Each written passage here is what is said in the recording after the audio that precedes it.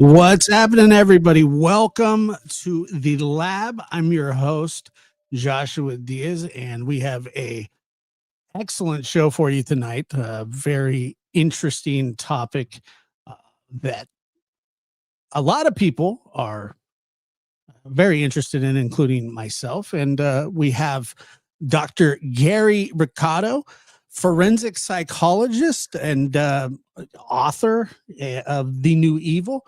He is a member of the Cold Case Foundation, and he also wrote the largest database for serial killers, correct?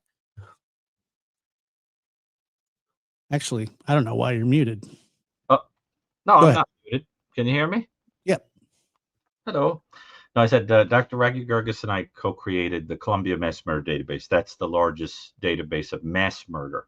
Yes, that's ever been amassed. Of course, we had to distinguish between serial killers and mass murderers. And privately, I also collect copious information about serial killers for study purposes, because if I'm asked a question that is profile related, I like to be able to go in there and do a search and say, like, how many serial killers, did X, right? How many serial killers targeted people this age? How many so that you could start to patch together characteristics of people based on statistics. But thank you for giving a nod to the database. I'm very proud of that. Absolutely. I mean, it's something that you worked hard on, and also, Tracy in the chat here says, Dr. Gary, very moving piano performance. Some people might not know what she's talking about here, but Dr. Gary is a classically trained pianist, correct?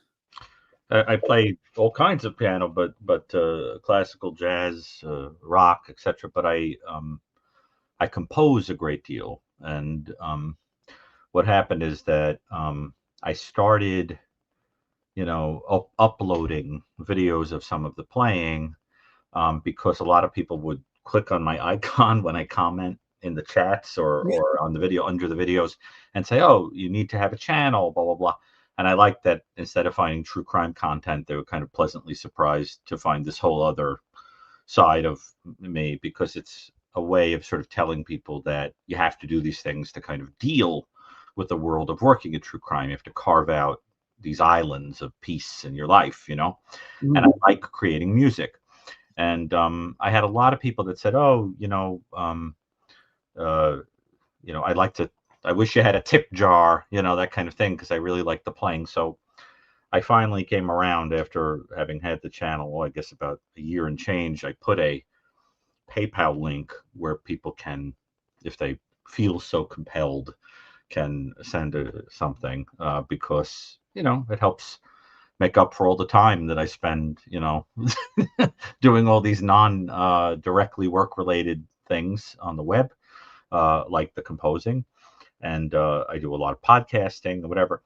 And, it's nice. You get a cup of coffee, you buy yourself something to read, whatever, and it's lovely, And the best part is the little notes that people attach when they send something. There's always a beautiful message along with the little PayPal thing. And the only thing I ask is that if people do that, don't click like goods, because then I can't accept what you send unless I prove that I have mailed you something tangible.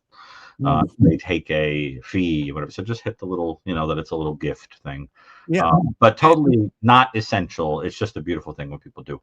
And it's the my way of kind of letting myself, I don't know, realize that my time is valuable and it's okay. Absolutely is. I do that. And let me see here. The link is in the chat. And, Dr. Gary does a lot for us here on this channel as well. So go support him on that channel. And he writes and composes very well. And do you have long fingers? I mean, is that a thing for? Because I mean, like, do I have long fingers? Yeah, because like, isn't that a thing for pianists? Oh Lord, where does one begin? I think that I think that there are some pianists who can reach, multiple octaves because they happen to have long fingers. Yeah. Also people who don't. And the truth is it kind of shapes what it is you play and the style of playing, because the way you press and the pressure, the position, all those things can really change the sound. For anybody who gives a flying leap, I mean, you'll see right away that my style is very inspired by Impressionism and classical music that is of that style, Debussy, Ravel, maybe even Satie, Fauré, whatever, but is also undertones of jazz. You'll hear a lot of jazziness, and sometimes I just flat out play ragtime and music from the 1910s through 1940s, because I'm very fond of that music. But it's but I just think it's a beautiful thing that how much people have liked it. I honestly haven't had one bad comment, as opposed to true crime where people are like burning you in effigy, for making a comment that disagrees with their own. Yeah. What do you mean the Zodiac killer wasn't my Uncle Ned? I'm gonna come kill you with a hammer, that kind of thing. This, you just get lovely comments from people, and it means a lot because people use it as a way of expressing thanks for their sense of everything that they feel they've gained from, so I really, really appreciate it. And thank you. Yeah, absolutely. It. I wouldn't, so thank you. You know what? Yeah, I watched you play the piano, and I saw the one time you were in the music store when you were doing it. Oh yeah, when I was playing two at the same time. Probably my favorite. Well, that's I was playing an old Irving Berlin song. That's like a ragtime. I see. If you like ragtime, I can play more of it. I love playing ragtime. So, yeah, and I actually do like jazz too. You do? Yeah. I do. And maybe that we could do if you ever come. I'll take you. Yeah, but I do want to try the classical thing. I do, a symphony might make me feel more cultured. Like when you go to New York, you got to do what people do in New York. So I'll ride the subway and probably get verbally assaulted, which is part of the experience, I'm sure. And then we'll go from there. Well, but here there's a lot of hot dog vendors. Yeah, what did you say? Hot dog. Oh, again. Yeah. You with the fingers and the hot dogs. I don't know. Dr. Freud. But I think that there'd be very particular kind of classical music that I would bring you to see, because it would have to be the kind that's very that creates a lot of images and that's sort of bombastic and exciting. There's also some very boring stuff. You know what I mean? I'm not going to take you to listen to Czerny. It would maybe some Beethoven or something like that just sort of knocks your socks off. It's great stuff. And believe it or not, I think you'd even like the opera. I mean, like I said, I'm willing to try. Really? Sure. But no snoring. Wow. If you fall asleep, I'm not responsible if you drool on, somebody wearing horns, some playing a Valkyrie. That's not happening. I'll bring a, those strips, the nasal strips. So that way I won't. Yeah, yes, Yeah, and in yes, case very I, good. I do fall asleep, which is completely possible. Well, Dr. Gary, we're talking about, It's the Italian in me that thinks you'd like the opera. What'd you say? I said this is our show tonight is a sort of a ongoing saga that we do here where we talk about serial killers. We've done several, the Night Stalker. We did, I believe we did Bundy, Dahmer, and we've done a few others as well. And tonight, yeah, no, I took care of her. I think I actually reached out to her already. Oh, Um, oh, I saw Lisa in the chat earlier was asking me a question that she got blocked somehow. oh, And anyway, that being, yeah. Anyway, she's I believe she's taken care of. But as we were talking tonight, we were talking about a very interesting, terrifying, disgusting human with severe, I believe, severe mental issues, along with grandiose. yeah, I mean, the guy is Ed Gein. He's a sort of a popular figure in the true crime world. Netflix is actually making their monster series, which has followed Dahmer, and I believe it followed the right, brothers, right. Menendez brothers, and now Right. Ginn. And But but let me be clear about something. There's some discrepancy across people, who talk about him, about how to pronounce his name. Now, Michael Stone, who was a polyglot, I think he spoke 16 languages. He used to present all over the world in unbelievably good, whatever. I mean, he used to speak everything from Farsi to German to Italian to, I mean, it was remarkable. I mean, I used to speak. Padawan, He was a polyglot. He was amazing, like and E30. yeah, it was literally means like he had more than one tongue, right? Polyglot, and he explained to me that the correct pronunciation is Ed Gein, but that no one says that.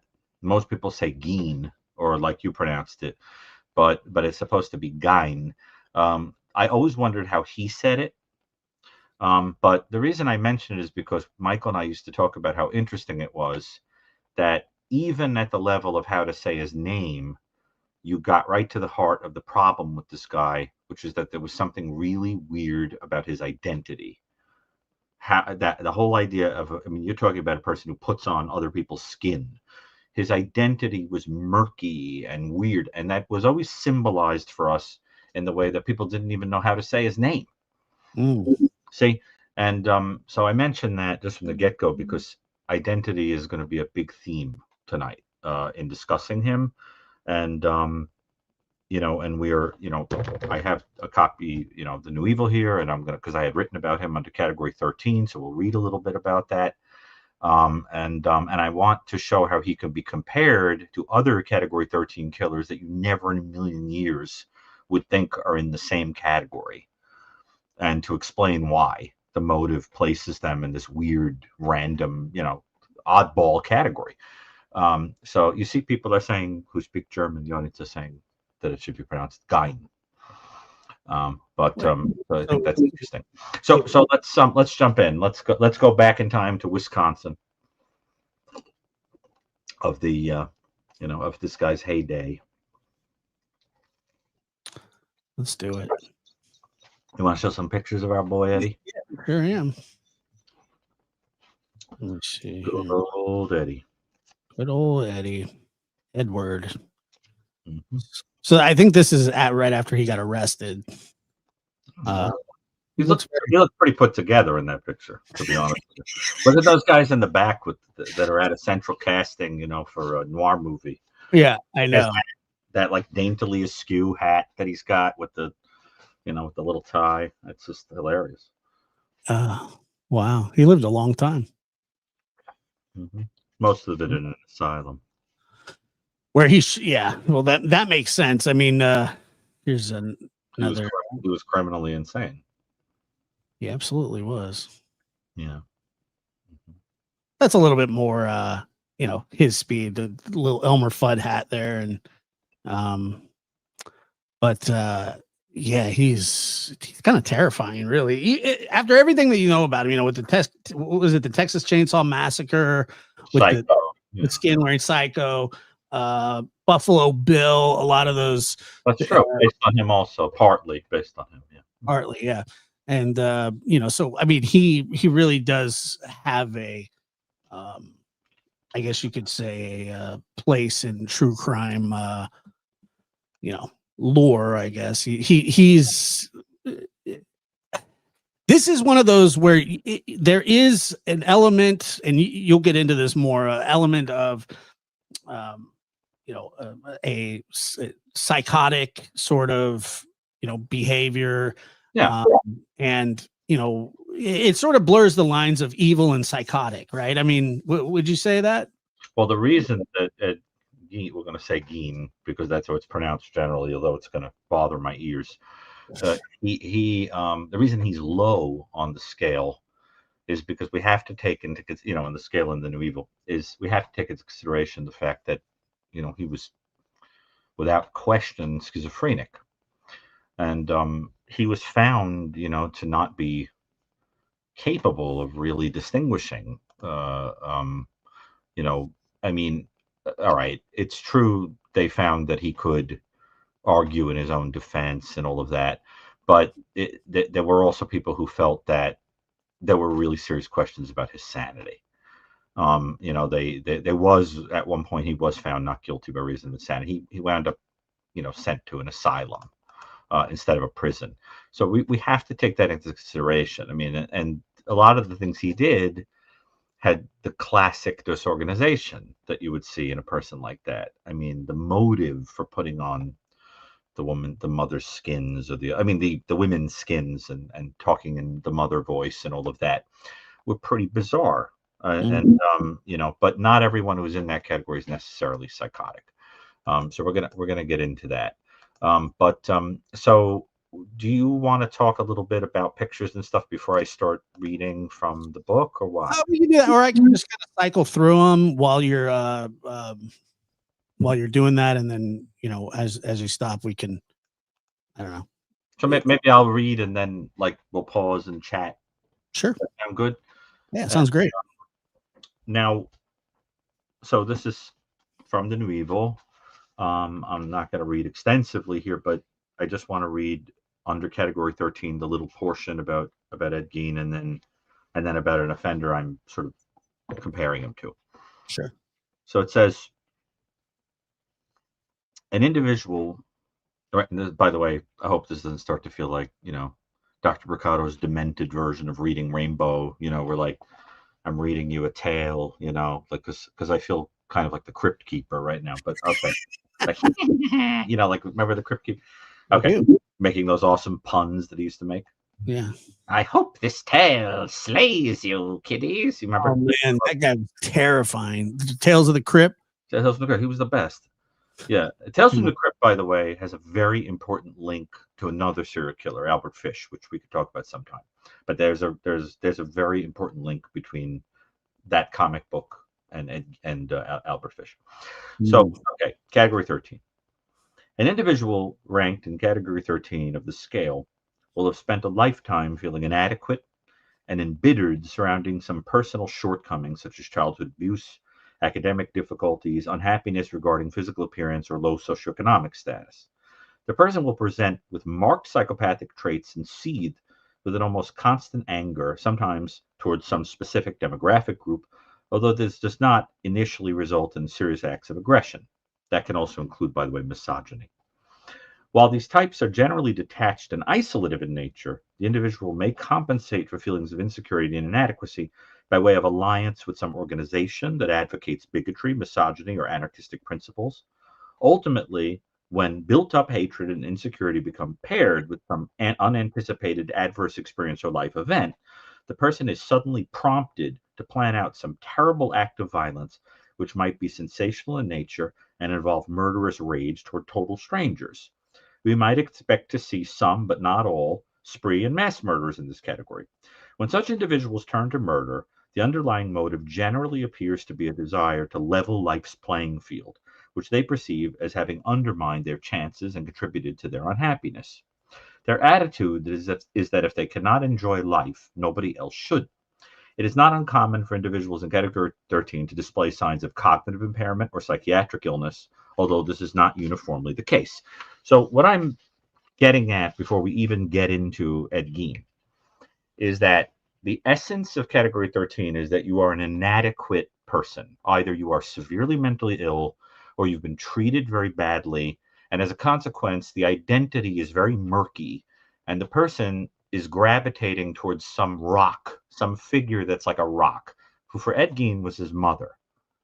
For other killers in this category, it can be a political leader, it can be a whatever, but they need that kind of person because otherwise they unravel. It's part of the way these illnesses work. So, for example, having worked for many years with schizophrenia, I can tell you that if I told a schizophrenic person, or a person with schizophrenia would be a more appropriate phrase, I might say, I have terrible news. I just read on the news that the building up the block burned down and some people were hurt. The person might go, uh-huh, yeah. And then if you said, and by the way, the cafeteria that you ate in 3 times a day for 20 years has also burned down, they would become extremely upset and start yelling, screaming, whatever. It would be because for the person, that thing that they did every day was like a kind of glue. You can see this in people that are on the autism spectrum, see it on the psychosis spectrum. That's why, like, the death of a family member can be so catastrophic for a person that is schizophrenic or developmentally impaired because there's a rigidity where you need that thing like glue. And you have to understand this to get what happened to Ed Gein. His mother was the essence of his internal structure and morality. Okay. So moving along. Now, I'm going to jump to Ed Gein and then go back to the first case I give to compare it later. Sure. So it says, the reader might be surprised to learn that Ed Gein, mentioned in our introduction, belongs in Category 13. The crimes we're about to describe, including murder, grave robbing, and the transformation of the skins and body parts of corpses into clothes and various household objects, were certainly gruesome and unfathomably depraved.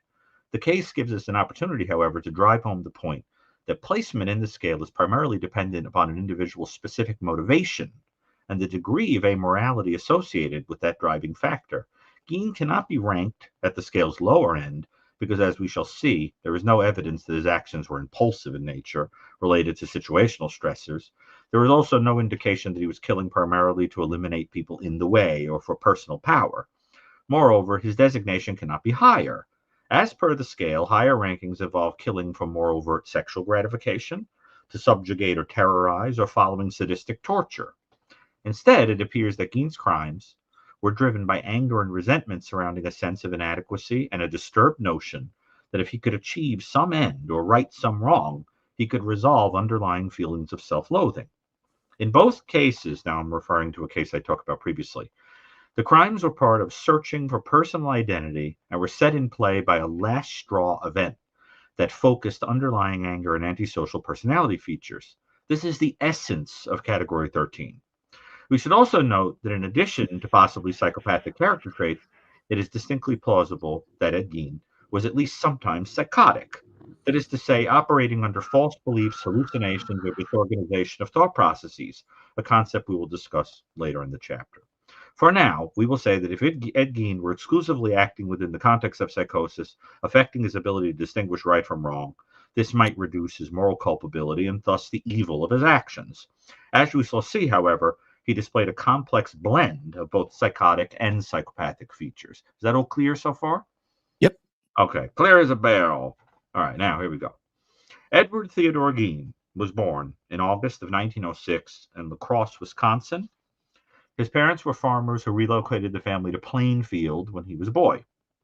His father, an abusive alcoholic who struggled to maintain regular employment, also worked as a tanner, insurance salesman, and carpenter, leaving his mother to look after Gein and a brother and to make various decisions of the household. Gein's mother despised his father.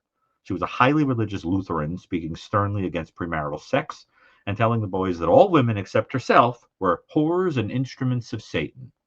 During daily Bible readings, she concentrated on Old Testament passages concerning death, murder, and divine punishment. Gein's mother chased off any visitors she felt might negatively influence her sons. Gein was shy and peculiar in school, sometimes observed laughing to himself. He was not permitted to befriend his classmates at the threat of harsh punishment by his mother.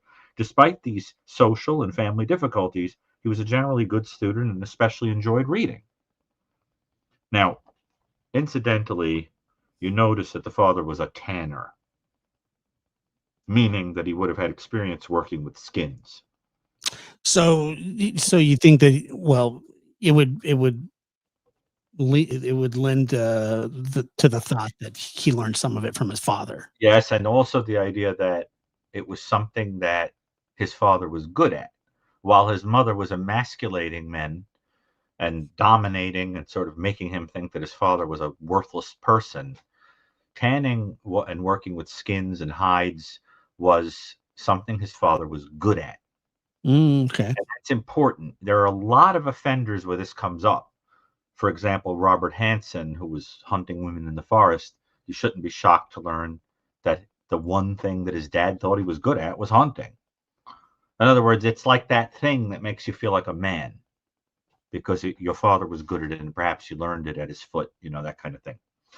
Now, when Ed Gein was 34, his father died of heart failure related to hard drinking, and he and his brother began taking up odd jobs to make ends meet, typically as handymen. In 1944, the two were burning away marsh vegetation on the property, which Gein would explain got out of control. His brother was later found dead, supposedly from smoke inhalation. But the circumstances were suspicious. The brother's head showed signs of blunt force trauma, and no burn marks could be found. Some question exists of whether Gein murdered his sibling and started the fire to mask a jealousy-driven fledgling murder that would have made him the sole object of his mother's attention, following the death of his father. One wonders how many times his mother had read him the story of Cain and Abel from the 4th chapter of the book of Genesis, in which Cain murders his younger brother, who he felt who was the more beloved in a triangulated relationship with God. That's a little insight of mine, a typical, Gary editorialization, but I think it's interesting to think about. And, when you think about a schizophrenic who kills, you see that kind of disorganization, like that it doesn't make the stage scene doesn't make a lot of sense because like you set the scene on fire, but like there's blunt force trauma. It's kind of a giveaway you didn't die in a fire, that kind of thing. Like it's disorganized, it's odd. It was like broad daylight, as I understand it, which is very risky. He would clearly be like the first person they would think of. He could have easily said it was an accident, but he gave this bizarre cover story. It's typical of a schizophrenic who kills. Not long following the tragedy, Gein's mother suffered a stroke, rendering her paralyzed and in need of her remaining son's constant care. She had a second stroke in 1945 and died shortly thereafter. Now imagine how inadequate this guy would have felt and how guilty he might have felt because he probably hated her. You understand? Hated her on a certain level and was obsessed with her on another. Very Norman Bates, who was based on him, of course. Gein, who had quite literally lost his only friend in the world, took up a hammer and some nails and sealed up his mother's bedroom, the living room, and upstairs and downstairs parlors like sepulchres, leaving everything just as she had left it. These rooms remained immaculately tidy while the remainder of the house fell into utter disarray. Think of the symbolism, right? The mother is order. He is chaos. Yeah. Okay. Gein passed the time reading about death, cannibalism, South Seas headhunters, and Nazi concentration camp experiments. That's where he got interested in this thing of like shrinking heads and making lampshades and all that stuff out of skin. From the time of his boyhood, Gein had always been uncertain of his gender identity, with hopes of following the footsteps of pioneering transsexual Christine Jorgensen and undergoing sex reassignment. Now, I don't know how many people in the audience realize that Ed Gein identified that way, which is interesting.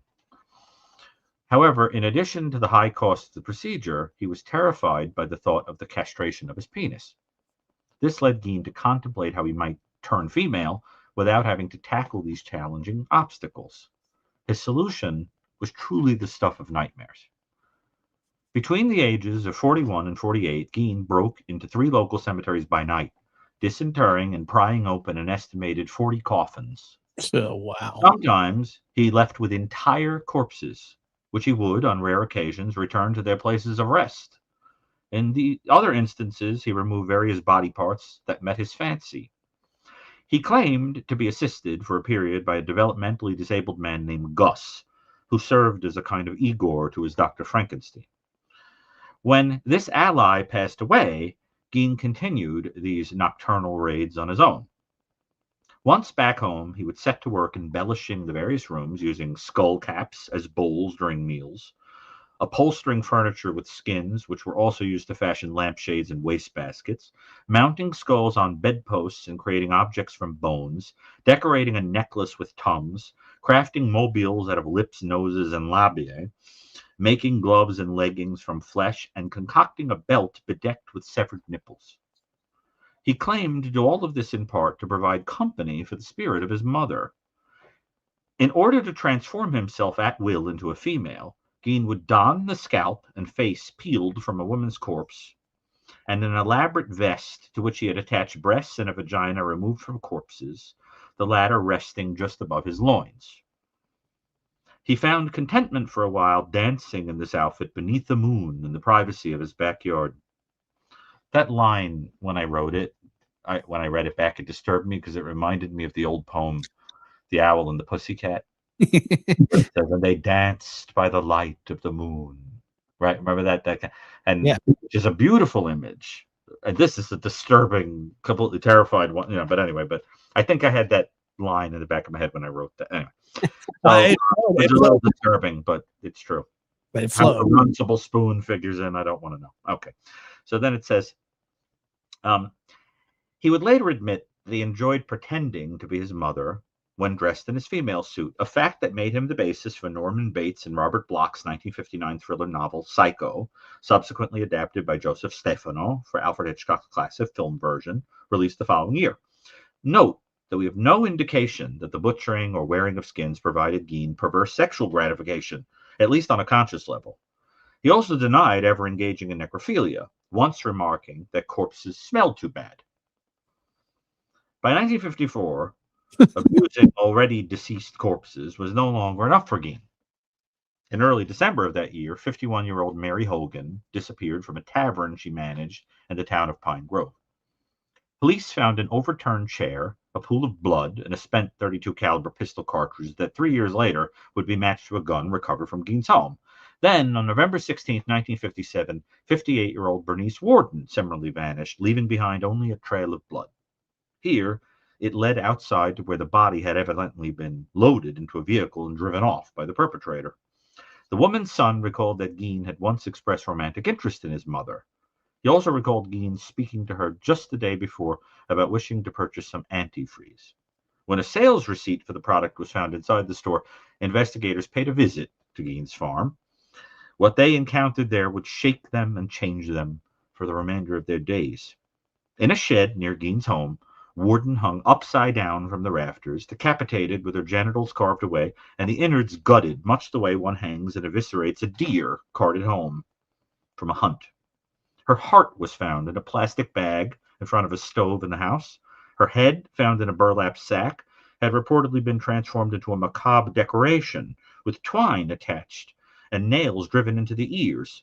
Her organs were stored in a box in a corner. Mary Hogan's flayed face was found in a paper bag, and masks fashioned from other women's faces were found elsewhere in the home. In a cardboard drum, 10 heads were discovered. 9 vulvae were found in a shoebox, and a pair of lips was observed dangling from the drawstrings of a window shade. Police also recovered 4 noses, female fingernails, and a corset made from the skinned torso of an unknown woman. Gein confessed to the murders of Hogan and Worden, along with his history of violating graves. He was able to recall in vivid detail which coffins were left empty and which were not. It was never clarified whether he had murdered his brother in the so-called accidental marsh fire. There were additional questions raised about whether Gein was responsible for the disappearance of a man named Travis and his male companion on a hunting trip, or two missing girls, 15-year-old Evelyn Hartley and 8-year-old Georgia Jean Weckler. Although the vulvae of two young women were found in the home, these could not be positively identified. Gein was never conclusively linked to any of these other cases. In January of 1958, Gein was deemed incompetent to stand trial and sent to Central State Hospital in Waupun, Wisconsin. Proceedings against him were held a decade later. He was found guilty but insane and sent back to Waupun. He died of liver and respiratory failure related to cancer at Mendota Mental Health Hospital in 1984, aged 77 years. Gein's aims seem to have related to dealing with feelings of insecurity, guilt, and self-loathing surrounding his gender identity, generated by his domineering mother's religious zealotry. As to whether Gein's mind was completely aberrant, it should be noted that he was careful to only raid cemeteries and to wear his female costume in the dead of night, to keep his crimes a secret from virtually everyone, except for a developmentally disabled man who posed little threat of blowing his cover, and to never let anyone see the decor of his objects he had fashioned out of corpses. If he did, in fact, murder his brother, he also took steps, admittedly unconvincing ones, to conceal the crime.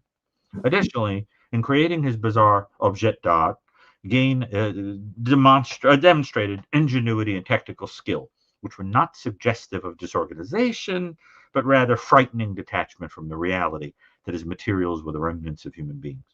One might speculate about whether he had ever observed his father during his days as a tanner, matter-of-factly working with the skins of animals and turning them into eye-catching articles of clothing and other items.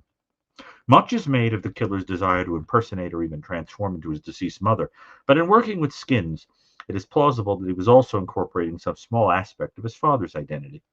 At any rate, various psychiatric evaluations of Gein interpreted him as displaying both psychopathic personality features and schizophrenia, consistent with the way we have understood him here.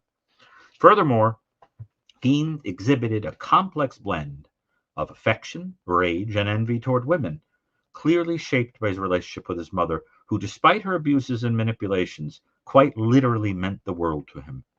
After her death, his mind gave way to his bizarre fantasy of transformation. This may have represented a primitive introjection or incorporation of a key figure in his life, the loss of whom his brittle psyche simply failed to tolerate. In this way, we see an attempt to deny his mother's death altogether, further manifested by sealing up the rooms that reminded him of her. The ultimate in Gein's refusal to accept the reality of death came with displaying corpses or parts thereof in various parts of the home, whereby the deceased were suddenly alive again, the lengths of their new lives now completely under his control. We trust that this picture of the so-called butcher of Plainfield makes plain, at the possible cost of sleep and appetite, why his various crimes warrant placement in Category 13 of the Gradations of Evil scale. Disturbing, right? You know, reading it back, there's some pretty thick stuff, and that's only Category 13. Wait until you get to 22. There's people in the audience that are like, yup, not sleeping. Well, the thing is too, and I'm sure we'll get into this discussion because it is very interesting, is if they say he wasn't competent to stand trial, but yet he covered his crimes, and that's the psychopathic aspect. He had both. Yeah.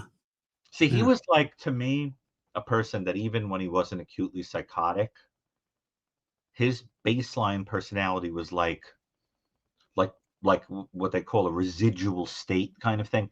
He was always a little bizarre, a little paranoid, a little detached, a little disorganized or whatever. But I think there was also mixed in there this kind of moral thing where he was furious. And what I want to emphasize, and when I compare him to a seemingly totally unrelated case, I want it to be clear that what puts you in 13 is that being a little on the psychotic side mixed with this inability to tolerate the loss of this thing, that this person that you think is like your whole identity, causes the person to go into this catastrophic state in which they'll do these outrageous things to express their rage and try to keep the thing alive or the person alive. like a total denial of reality.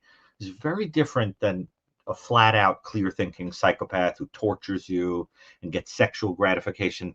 This is more weird, like Yeah. super weird and disorganized. And you have to almost feel sorry a little tiny bit for how just sick he was, because he Well, really was very sick, but he did evil things. Yes. he was deeply sick in Very the mental way. And I think personally that anybody that does anything quite like this is you have to be a damaged person to do something like this. Whether you know that, trust me, it's no excuse for his behavior, especially when there is an aspect of him. He's dressing up as a woman and going into graveyards and things like that. But you know, he said that the smell. But as Mrs. Mick Jagger says right here, what about the smell in that house? Oh yeah. So I mean, what do you make of that? Well, I think that it's a good example of how, number one, this guy wasn't exactly trying to get people to come over to look at, the floral centerpieces. I mean, this guy didn't want company. He was sort of schizoid in that sense, and detached, and that's why he could think of people sort of like, just like a frog in a tray. Sure. But I also think that that would have helped him conceal, right, to keep people away. And there's like a big sort of warning sign on the house, like, why would you want to go in there? It's disgusting, it's disorganized, so it's like it has that sort of other purpose of keeping you out. I knew a person, not a patient, but I knew a person in a neighborhood I lived in at one point who was studying for a degree and living in a dorm, and he did not want people to come to the room. He was experiencing some mental health stuff, and he put food, I won't specify what it was, but he put food on little hooks and like hanged it on a coat hanger, so purposely so that it would smell and make bugs come, and then nobody would ever knock on the door or come near. Well, that would do the trick, wouldn't it? That would do the trick. It was very sad. And I mean, I have that effect without even needing a coat hanger. And I imagine you'd have hot dogs dangling off of yourself like some twisted version of Jacob Marley, with the I don't know. hot dogs, because you're obsessed with hot dogs. I don't I'm know. not obsessed with hot dogs, but Oh, they're it's just just a bun. convenient and they fit in your pocket. Oh my God, Jesus. Okay. Well, anyway, on that note, but you do have a thing for they come up all the time. It's like a theme.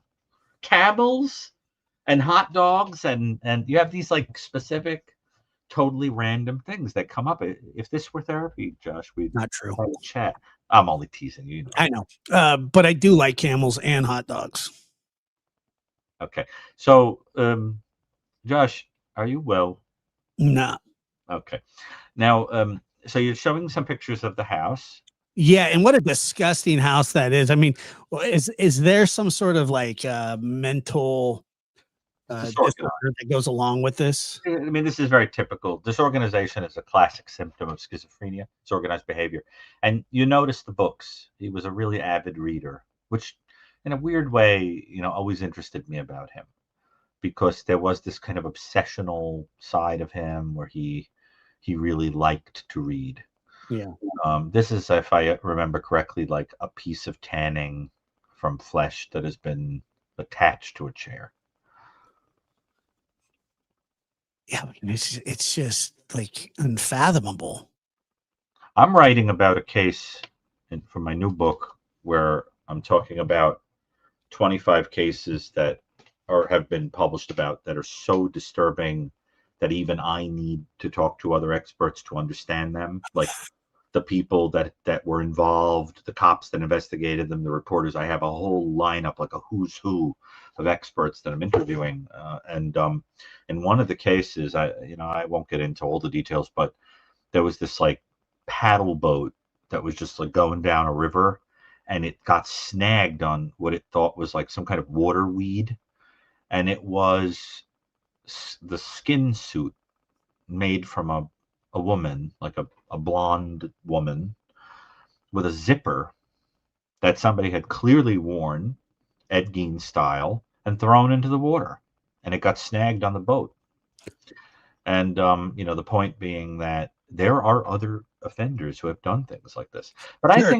I think the transgender issue is interesting, because it's he was so morally judged for it that it had to have affected him in some way, because his mother was the kind of person that would be screaming at him that, like, it wasn't even okay to have a sexual thought, like, no less, masturbate or look at, in those days what would have been like nudie magazines or anything. That would have been totally outrageous. Well, and that's another thing too, is that if you think about that, all that stuff is human nature as you get older and you go through puberty and then mature into an adult.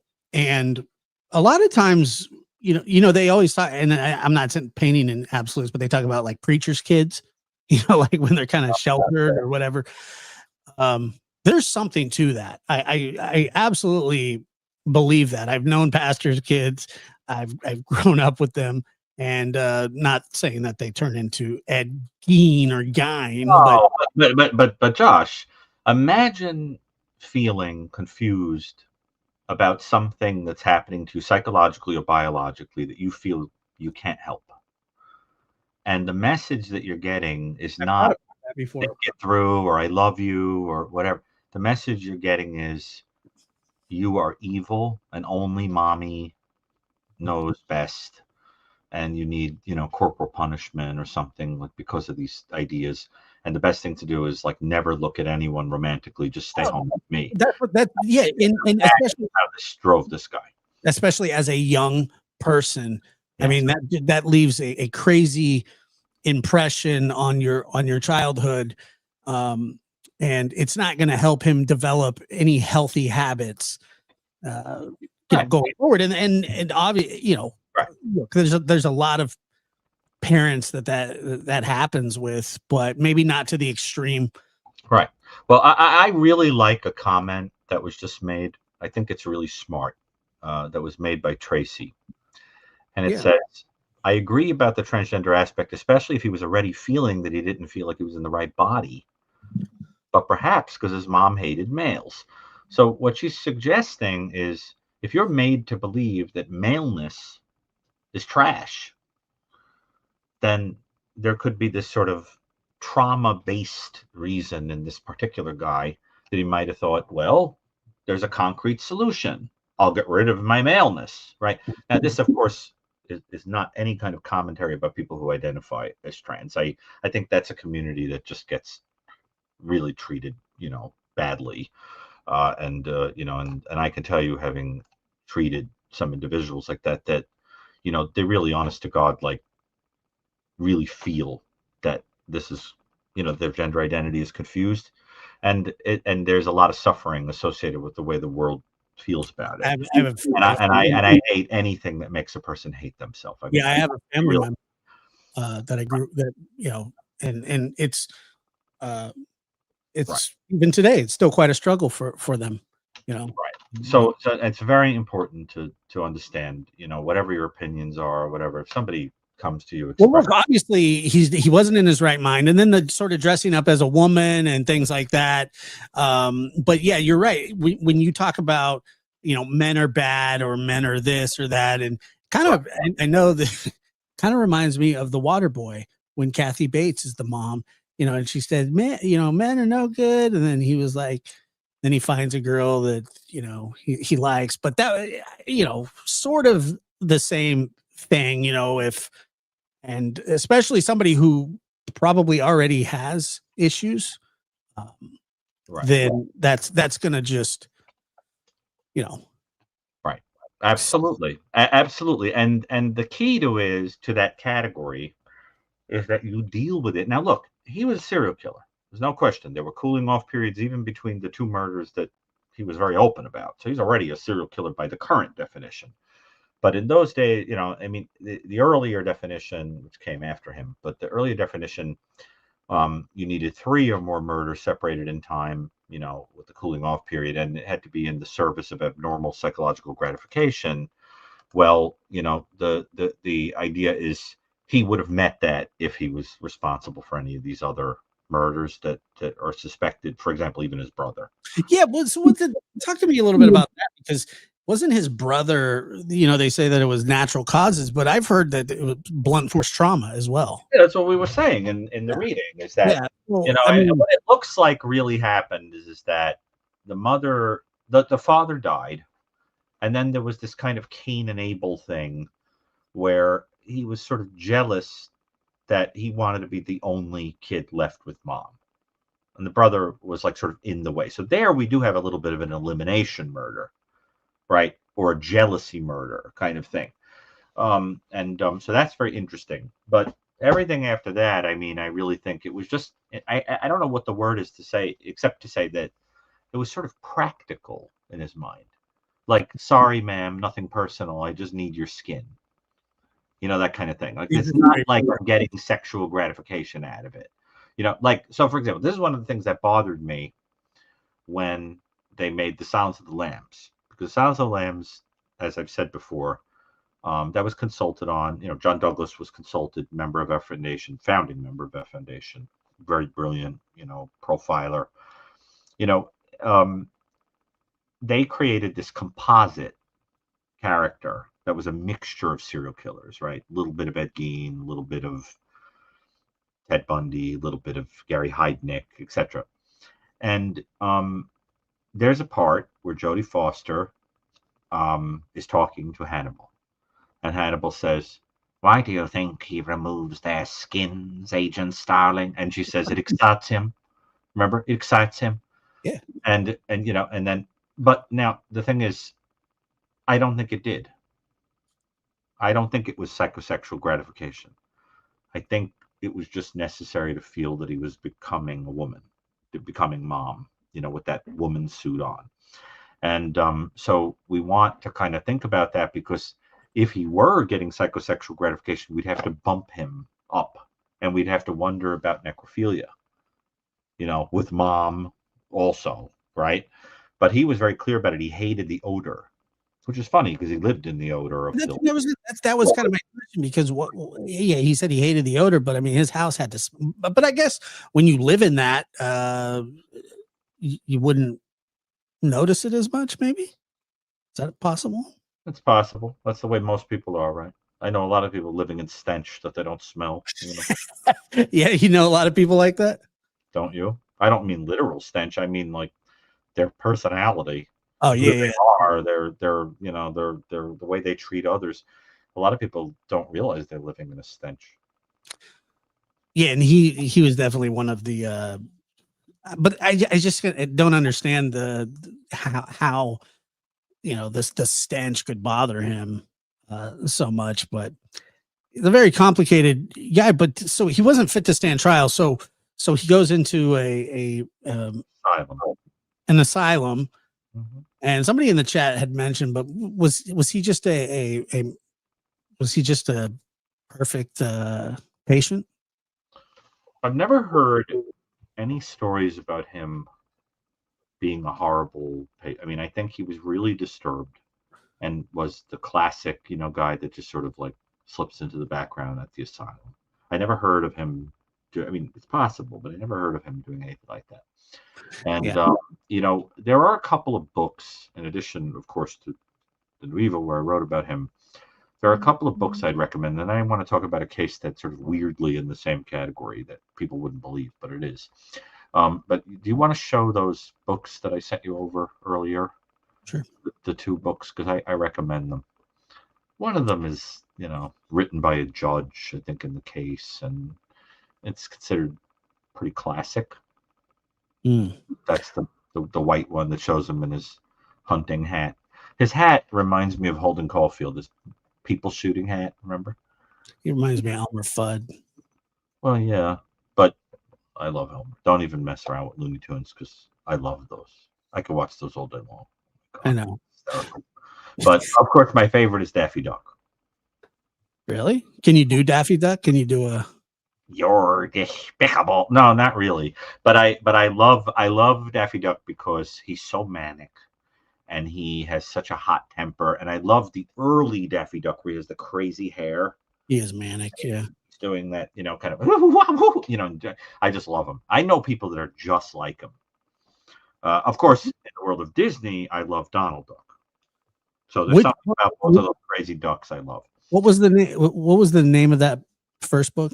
The first book is I'll show it to you. I'm going to send you a link because I thought I had it in the back, but you should. So the second book I'd recommend, which is easier to find, is the book Deviant by Harold Schifter. That's what I have right here. Right, and then the other book, which is by the judge Robert Goldmar, is called Edward Gein, America's Most Bizarre Murderer. And if you do a quick Google search, you'll find that book is a little harder to find and kind of a collector's item. I have it here, of course. My library is extensive on everything, but yeah, the Dewey Decimal System, the Gary Decimal System, yes. But oh yes. It's you love books and hot dogs and stuff. I like the books. Nah, you like hot dogs. I think books are kind of sexy. I like books. You think they're sexy? Oh yes. If somebody knows books, it's very attractive. Really? Don't you think so? No. Oh, absolutely. Person that could keep up with you talking about books. Give me a break. Anybody could keep you not. How could you not? Listen, I have to be honest. I have so many obscure interests and I know so much crap in my head. It is hard to have a conversation with a lot of people. I'm not going to lie to you. I can do it, but it's hard. It's hard. And, because I can't handle small talk. I'll be like, yeah, the weather's nice. Tell me about your mother. Like, I have no interest, unless it's deep. And when it comes to books, poetry, man, that's my thing. That's my bag. But yes, look at that kisser on him. I know. Yeah, but Howard Schechter is great. He's at Queens College, I think. Did you send me that other one? Yeah, I thought I did. I'll send it to you again. But I want to recommend that. This is the soft cover of it. It's a little easier to find. The hardcover is really a collector's item. Which I have, of course. Collector's item. Oh yeah. Are you kidding? True crime books? Definitely. Oh, is this the one, the Psycho one? This is the Goldmar book I just mentioned that I really recommend. Why is it it's on eBay for $600? Because it's a collector's item. Whatever. I got my copy. Huh? I inherited it. I got my copy when I inherited Michael Stone's library. Really? I inherited many books with personal notes in them by the authors, books that were out of print, books that were worth a very great deal of money. Michael had a very extensive library, and when he passed away, nobody knew who on earth would want these things except me. So I got invited to go over and take everything. And when I combined it with my library, forget it. It was like, the Library of Congress on whacked out true crime books. There you go, folks. For a mere $600, you can get your copy on eBay. It's a pretty important book. And now let me start to talk about the other offender who people are going to be very confused that I'm linking. And then I hope I can make you understand why they're in the same category. And that guy, his name is I gotta get it. I always get it mixed up because it's a very long name. It's like what the heck? Benjamin Nathaniel Smith. That's it. If you want to pull up Benjamin Nathaniel Smith, we'll take a look at another lovely boy. You have a picture of him? Benjamin. And tell people they don't have to spend that. You can, I can tell you, you don't have to spend that. You can just get a copy. What was his name? The text online, I think, is probably out there. His name was Benjamin Nathaniel Smith. Now, I want you to see, as I'm reading this, if you can see the connecting dots between these two seemingly unrelated cases. Kim, I think that's awesome. You love to read. Chris, too. That's awesome that you like GEIN. Like who? She's referring to. They're referring to Fulton Sheen, who was an archbishop of the Catholic Church, a great theologian. Yes, there he is. Nice. Look at those eyebrows. You would give Kohlberger a run for his money, huh? What do you think? I think he would. I think he would. I think he's Like who would play this guy in a movie? Ed hey, Gein? but I can think it's Frank Munoz? who's the guy that starred in Hot Tub Time Machine? I forget his name. I don't remember the name. I Hold know on. what you're talking about, John Cusack. yeah. That's from Better Off Dead. John Cusack's brother, allegedly. He's got that sort of Q-tip head going on. Holy crap. Somebody said Timothy Chalamet. Don't get me started. But don't you think that's like the first question I would ask a person on a date?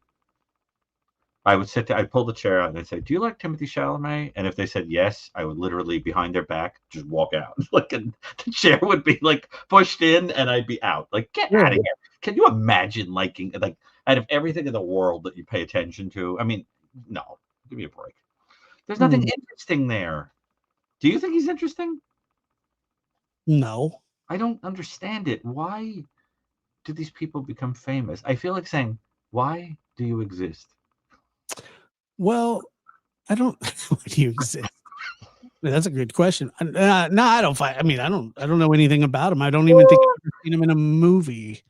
He sucks. He stinks on ice. Okay, now he sucks. He sucks. I think he sucks. Can't you think of a modern celebrity you think just sucks? Yeah, a lot of them.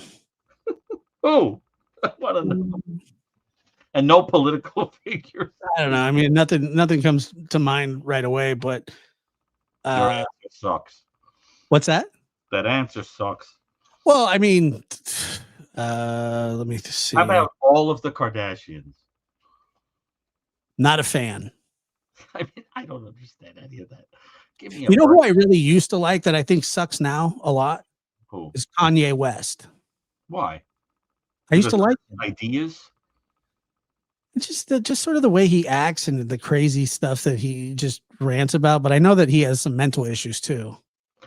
Yeah, you have to understand. I am an old movie fanatic. Okay, I easily, could spend my entire life watching over, and I mean silent movies through which I play piano for often, for various reasons, all the way up to, let's say, the 60s, late 60s. I really love them. My favorite period being the 30s through the 40s. Okay. Mm-hmm. And there is no comparison at all between a movie star in that period and a movie star now. Oh, no question. Okay. You take, I mean, I'm just off the top of my head. I mean, a Vivian Leigh or a Clark Gable, Gregory Peck, or a Gregory Peck, or an Orson Welles, and these contemporary celebrities are like a joke. There's no comparison whatsoever. Now, I have favorites. For example, my family still makes fun of me that when I was a kid, somebody said to me, "Do you have any crushes?" Because at your age, people start to have crushes. I was like 13 or something, and I said Veronica Lake. Veronica Lake was an actress who died, like a star of the 40s. I still like Veronica Lake. But the point is that that's class. That's acting. There's no comparison. You know what I'm saying? James Earl Jones. January Jones. James Earl Jones. Oh, James Earl Jones. Absolutely, I love James Earl Jones. But James Earl Jones was a class act. I mean, he was a real character actor. Because in those days, until I would say the 80s, a character actor understood that they were not leading man or leading woman material, but it didn't matter because they were comfortable with being odd or playing oddball background characters. We need more of that, you know what I mean? Because now everybody thinks they're Cary Grant, and it's not happening. I mean, and also there was a class. I just think there was a classiness, and movies were not necessarily intended to make you feel good, although some of the goofball ones were like the musicals and the comedies, but some of them were intended to make you be good. The movies had a powerful lesson, right? I mean, simple example. You want to see a great movie, go out and watch, if you can find it, watch Ilya Kazan's adaptation of the book A Tree Grows in Brooklyn.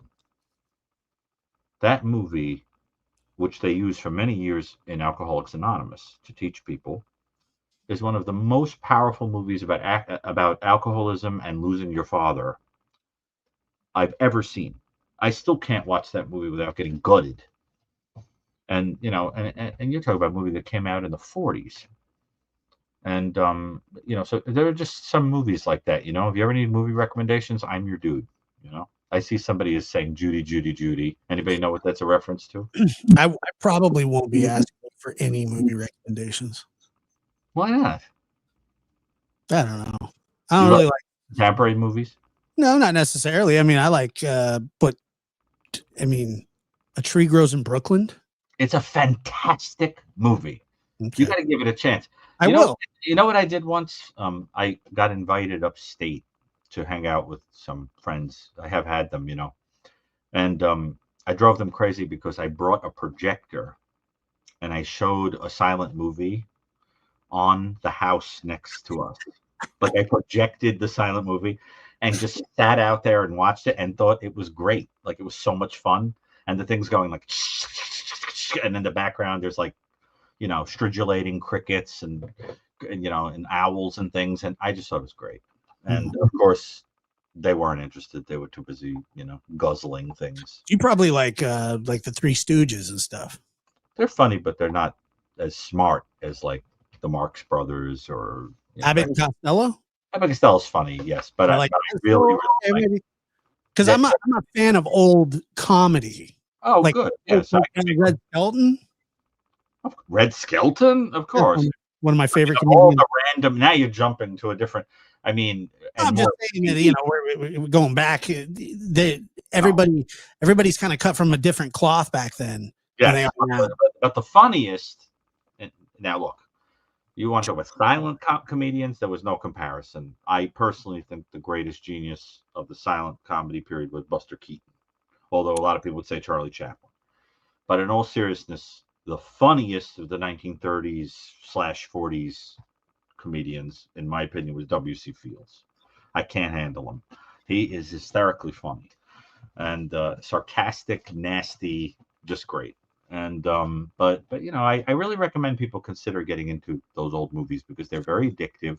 Well, I might. It makes for a very romantic evening, to go out to an old movie. We have here in the tri-state area, we have some movie houses that are like perfectly preserved from the 20s and 30s. And it's almost like going to a church. They look like churches. It's not a coincidence. These people were like figures of mythology. And you would go in and everything was like gold plated. And, behind me, I have an original movie theater seat, upholstered in velvet taken from a movie palace. And that I sit in it all the time and read. I can't show you because I blur my background, but I have a movie palace seat and I'm a big movie buff. So, but I really do recommend that people consider those old movies because you will get hooked and you'll thank me. Because I'm telling you, the contemporary movies suck. Have a date where you sit around watching old movies. Dance to old records, Try old-fashioned romance. It's fun. Don't you think it is? No. But you don't do things like that? You ever dance with a person? Yeah. Like a slow dance? Oh, yeah. Big time.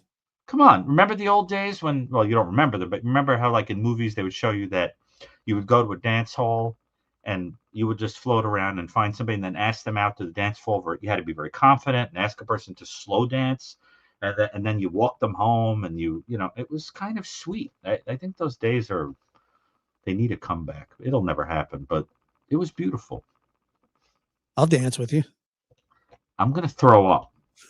The hell was that, Josh? Zane, if you need to, I'll dance with you if that's what you desire. I would rather lick Willie Nelson's hairbrush. Oh. Okay, now let me see if I can move along to another lunatic. Okay, so but in all seriousness, in this case, I can't. The whole audience, I think that they like food was spat out of their mouths at Yeah. this moment, you know. But seriously, Josh, I'll make a list for you of all movies you'd like. Please do. You'd like the gangster movies. Some of them, yeah. All right. Okay. Yeah. You don't have a favorite old actor? Gregory Peck. Really? Like Mhm. Mockingbird? That Greg? You like Gregory Peck? Or I do you like mean like from The Omen when he was like old and it was like Check Please? No. To Kill a Mockingbird is probably one of my favorite movies.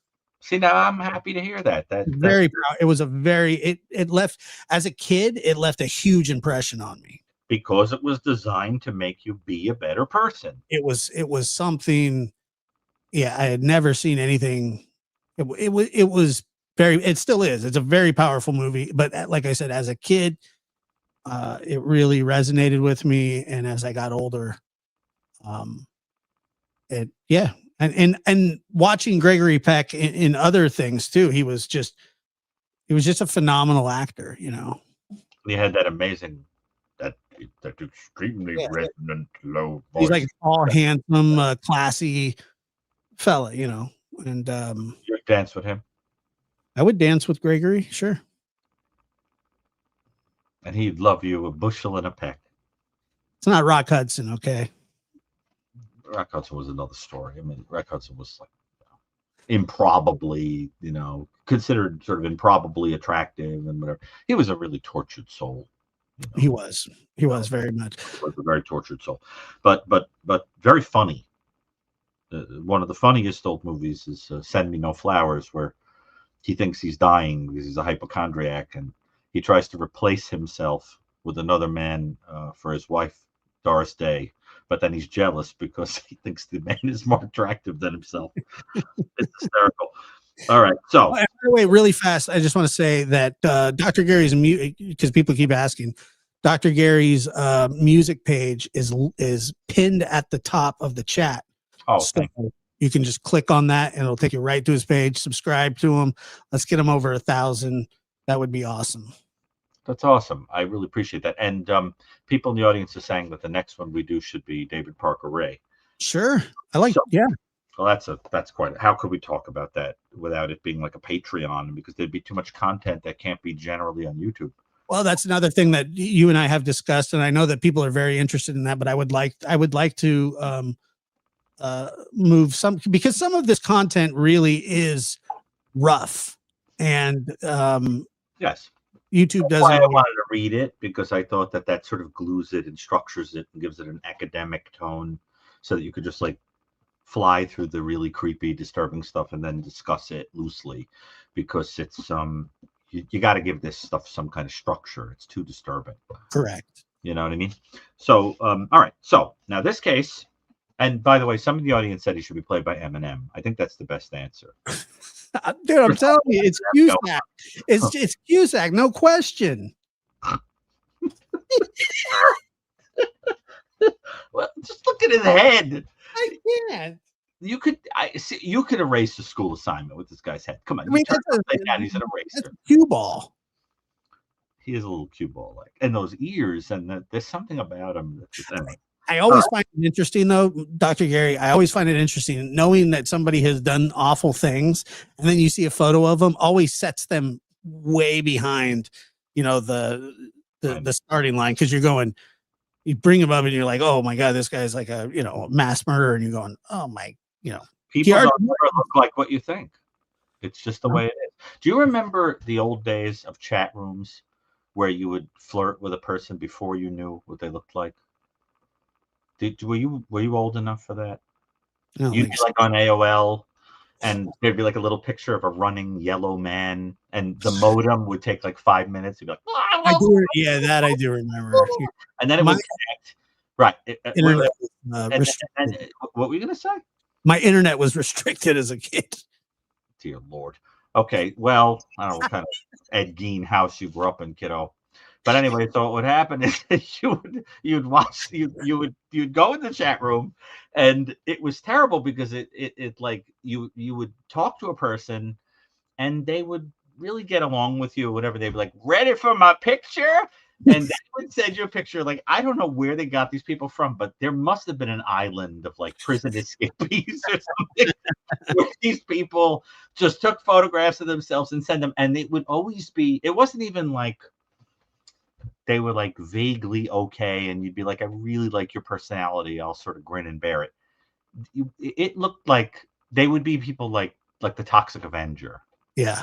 Like bad. Right. And then you'd be like, ah, you know, like, and then you would like disconnect and mysteriously never talk to them again. It's like, and now from the hit in the face with the brick section. Oh man. Yeah. And then you would just, yeah, I know what you mean. Oh, it was bad. No, I do remember a lot of perverts. Oh yeah. Like you'd be like, oh, Mary is sending me her picture after 3 months of talking, and you download it, and it'd be like, surprise! You know, it'd be like 70 years old and buck nude or something. It was bad. It was a Wild West. Dr. Gary spent way too much time on the internet as a Everybody did this on it went okay. All right, so moving along. Rather like Willie Nelson's hair. It was just the truth. It was. Oh, I know. I'm just saying that I had a friend that was like obsessed with it, to the point where like his parents like cut him off from. They took his computer out of his room. I like that somebody in the audience said, "Dr. Gary is a special rarity." It is. That's true. You know, that's a euphemism for like, you know, put him on the island of misfit toys. Like, I'm special. Consider the source. No, this person's a lovely person. I'm just kidding. I don't know. I didn't even know who said it. They meant it to be fun. So, okay. So here we go. Now, this was the comic relief portion of the program, ladies and gentlemen. We'll now return to our deeply disturbing normal. Back to our regularly scheduled program. Okay. So we're looking at Eraserhead here. And we're going to say, here we go. Let me see if I can find it. We know. We were just kidding. It was just a joke. We understand. You're a very nice person. Well, I love when people are goofy. It's the best. Really? All right, here we go. Yes, absolutely. My favorite thing. We find an example of this type of offender meeting category 13. In Benjamin Nathaniel Smith, born in March of 1978 in affluent Wilmette, Illinois, where he was also raised. His mother was an attorney and his father was a physician employed at Northwestern Memorial Hospital. Both also sold real estate.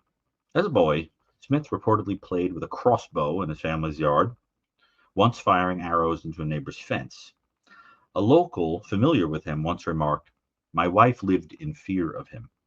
She thought he had an evil core. We both worried about our daughter's safety when he was around. He lived on the fringe and didn't fit in." Another observed he seemed to harbor intense anger, but it was never of a physical nature. He never lashed out at anybody. He just had an angry look on his face. At school, one of his teachers sensed that Smith was longing for a meaningful connection and invited him to his home to watch movies with him and his wife. Although he had no religious background, Smith considered himself a Muslim for a period, but he ultimately came to feel disappointed and frustrated over his attempts at religiosity.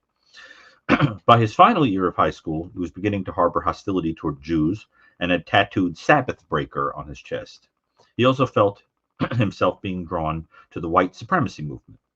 Before graduating, Smith did not pose for a yearbook photograph, but provided a quotation attributed to Brutus, the assassin of Julius Caesar. Sic semper tyrannis, thus always to tyrants. The same Latin phrase, which is the state motto of Virginia, was reportedly shouted by John Wilkes Booth as he leapt from the presidential booth at Ford's Theater in Washington, D.C. on April 14, 1865, just after firing a bullet into the brain of the great emancipator Abraham Lincoln. Smith attended the University of Illinois at Urbana-Champaign, where he studied agriculture and consumer and environmental science. In 1996, it was alleged that he was peeping at women through a window at a dormitory, as well as inappropriately touching female students. When apprehended by police, Smith identified himself as Erwin Rommel, borrowing the name of the field marshal of the Third Reich, dubbed the Desert Fox. The following year, Smith was accused of possession of marijuana, fighting with other students, and beating his girlfriend. After the latter, he audaciously faxed the young woman a disclaimer to sign, attesting that he had not been abusive to her. Smith dropped out in 1998, transferring to Indiana University's Bloomington campus, where he switched his academic focus to criminal justice. Reportedly uncomfortable in the new culturally diverse environment, he began reading neo-Nazi literature and became a member of the World Church of the Creator, a white supremacist group later known as the Creativity Movement. There, he devotedly, perhaps fanatically, followed the church's leader, Matthew Hale, who may have become something of a father figure to him. Smith soon came to the attention of police for circulating flyers filled with hateful vitriol toward Jews, African Americans, and Asians. He had also taken to driving down residential streets and tossing small plastic bags from the windows into people's yards containing pamphlets that asserted that whites were being crowded out of their neighborhood by Jews, blacks, and, quote, mud people, a derogatory term he used to refer to Asians.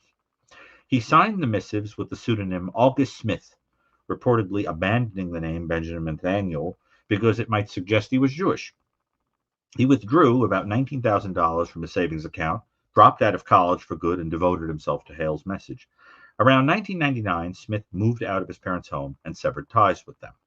The same year, Hale, who wished to pursue a career as an attorney, passed his law school exams, but the Illinois State Bar Association called for an ethics hearing related to his openly racist views. On April 11th, Smith testified before the bar regarding what he saw as his leader's sterling character. On July 2nd, Hale was denied a license to practice law on the grounds of gross deficiency of moral character. Now it would probably get you a seat on a state Supreme Court, wouldn't it, Josh? It's probably true. But anyway, on July 2nd, Hale was denied a license to practice law. Okay. Apparently enraged by this 2 days later, Smith loaded up his car with guns and ammunition and embarked upon a 3-day shooting spree that encompassed 2 states. On the evening of July 2nd, 1999, Smith drove through the West Rogers neighborhood of Chicago, this time firing bullets through the open windows of his car instead of racist literature. He wounded 9 Orthodox Jews before moving on to other victims who were targeted because of what he perceived to be their racial, ethnic, and religious identities. An African-American Northwestern University basketball coach, Ricky Byrd, strolled outside his home in Skokie, Illinois, with his son and daughter. Smith pulled up alongside them and shot the man to death. Now, incidentally, I've always wondered what happened to those kids who saw that. You got to picture this. Totally random, right? Their beloved father walking with them. This guy pulls up, rolls down the window, shoots this guy dead, drives off. The following day, Smith traveled to Urbana and Springfield before reaching Decatur, where he fired at a black clergyman, leaving him wounded. On Independence Day, Smith drove to Bloomington, Indiana, where he fatally shot Won Jun Yoon, a 26-year-old Korean economy student at Indiana University, who had been en route to a church service. Smith fired at but missed 9 other individuals. When police caught up with the killer, he engaged them in a high-speed chase on an Illinois highway before the car careened into a metal post. Smith had shot himself twice in the head. Still alive, he pressed the firearm against his heart and pulled the trigger, which finally ended his life. Are you there, Josh? Josh? Lab symbol? Do you hear me? Okay. Yes. We will never fully understand Smith's precise state of mind before and during his 3-day trail of murder. It appears that in the white supremacy movement and Hale's organization, a young man with a history of deep-seated rage, existential confusion, and feelings of inadequacy believed he had at last found a sense of personal identity and some place that felt like a home to him.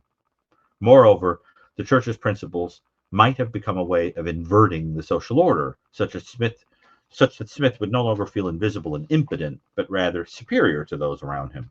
Its teachings may have unwittingly allowed him to feel justified with regard to intense hatred and rage, which initially had nothing to do with his religious or racial beliefs, lending those feelings shape and purpose. He could project blame for his personal failings onto other people, an unseen them. It is possible that he viewed, through the same distorted lens, Hale's inability to acquire a law license, reasoning that if it were not for the African Americans, Jews, and Asians who incurred the group's hatred by simply existing, his leader would have been able to enter into practice. It is intriguing, however, that in his random targeting of members of certain racial groups while driving across Illinois and Indiana, Smith does seem to have honed in on people who were walking along surrounded with family and friends, or at school, or heading into or out of places of worship. One wonders if beneath his anger and supremacist views, he did not feel profoundly inferior and intensely envious of these types of people who love and are loved, who know what it is to belong to a family or a traditional social setting. How symbolic, then, that a man who might have wished to convince himself he had no longing for any of it, forgiving and receiving love within a traditional family and circle of friends, would end his life by destroying his very heart. So, what's the commonality? What's the commonality between this guy and Ed Gein? Well, that's what this person would like to know. They are not even remotely unrelated. What you had was two profoundly mentally ill individuals who were seeking a stabilizing force to give them a sense of identity. When they lost that central figure, they snapped. For Gein, it was his mother. For Smith, it was Hale. And what you had was a fierce expression of anger, a massive expression of fury at the rest of the world for having what you've lost. That's the whole point. And because both of them were totally inadequate, and Smith was also somebody that was considered to be disturbed psychiatrically, they get placed in category 13 because they're people that were able to kill repetitively as an acting out of envy and anger after losing their anchor. That's why so many mass shooters are in this category. You understand? Yeah, A lot of people who've read The New Evil argue that Nicholas Cruz should be in category 13, depending upon if you think he's that disturbed. I think he probably goes more in 16, but there are people who would place him there, depending upon how mentally ill they think that he is. So it's very, very interesting, you see, to think about that the commonality is that the motive is anger about the loss of an anchor. Now, didn't you ever have an anchor in your life? A person who became an anchoring force? yeah, my grandpa. Okay. And don't you think if you were ever to lose him, that it would be a very destabilizing time in your life? Yeah, he died. Okay. So what happened when he died? Um, hold on one second. I keep hearing feedback. Do you hear it? Hold on. This scary guy sucks. Yeah, I hear some feedback. Yeah, that wasn't me. You're a ventriloquist too. When my grandfather died, it was a Not a ventriloquist. I'm a dummy. it was a sort of a I guess that you could say the proverbial passing of the torch. Mm-hmm. I was 25 when he died, and I was basically left to sort of, not filling his shoes, but it was very it felt very directionlessness. There was directionless, Yes, and that's a good word for it. yeah, and I was really it took me probably a good year or two to sort of figure it out. Mm-hmm. Now imagine, Josh, that you were not a basically healthy guy. Imagine you were a deeply disturbed person, and everything was being glued together by that person, that sense of identity. And you saw with both of these people going around looking for that. One of them was confused about his gender identity, the other about his cultural identity and where he belonged in the world. One of the sad things about Smith is that he had this one teacher that kind of loved him, that took him home and watched movies with him, actually, like we were talking about earlier. And it wasn't enough. He started to hate that teacher after a little while. But that's the whole thing. It really makes you wonder if this is not what in a wide way is going wrong with the whole culture right now. I think, having done the largest study with Ragurgis and mass murder, what we were struck by was how many of these cases involved people that unraveled because they lost something, a job, a school, a significant other, or whatever. So that there's this kind of brittleness. And, because the way you have to think of it is, if you don't have any kind of moral or philosophical underpinning, whatever you believe about those things, even if you're an atheist, you need those things as a kind of glue. You need a meaning making mechanism. We need it. If you don't have it, you make meaning or a god or a philosophy out of something empty. And that empty thing, if you lose it, you go a little nuts. See? So that whole thing is all you are. A very good example of this in our contemporary culture is people making a god out of their physical appearance and then not being able to handle getting older. They don't know how to do it. They don't know what their identity is apart from being hot. See? That's a Yeah. thing. Or another example is the person who makes their whole identity their political belief. That's a serious problem, because then you can't see that the person that you're venerating might be a human and have faults on any side, right? Or another example of it might be making hatred into a philosophy, because you say, if I have a them to be mad at, I have somebody to blame my own failings on, but I also have a clearly defined self because it's defined by what I'm not. I'm not that, so I'm this, right?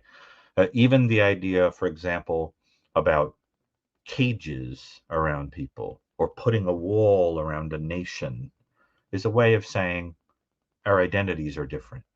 Mm. I'm on this side and you're on that side. See, we're not alike. We don't share DNA. You're on that side and I'm on this side. See?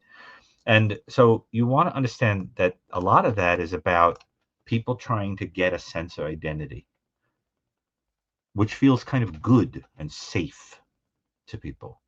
It's a scary time for people because identity has gotten so murky, and it terrifies people. Most people would rather have a person who's powerful tell them how to live and what choices to make, because it's scarier to make choices, to have no identity.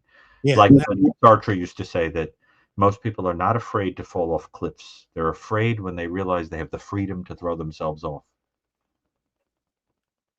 Yeah. And that's true. That's why I'm very fascinated by people who have no interest in being like the crowd.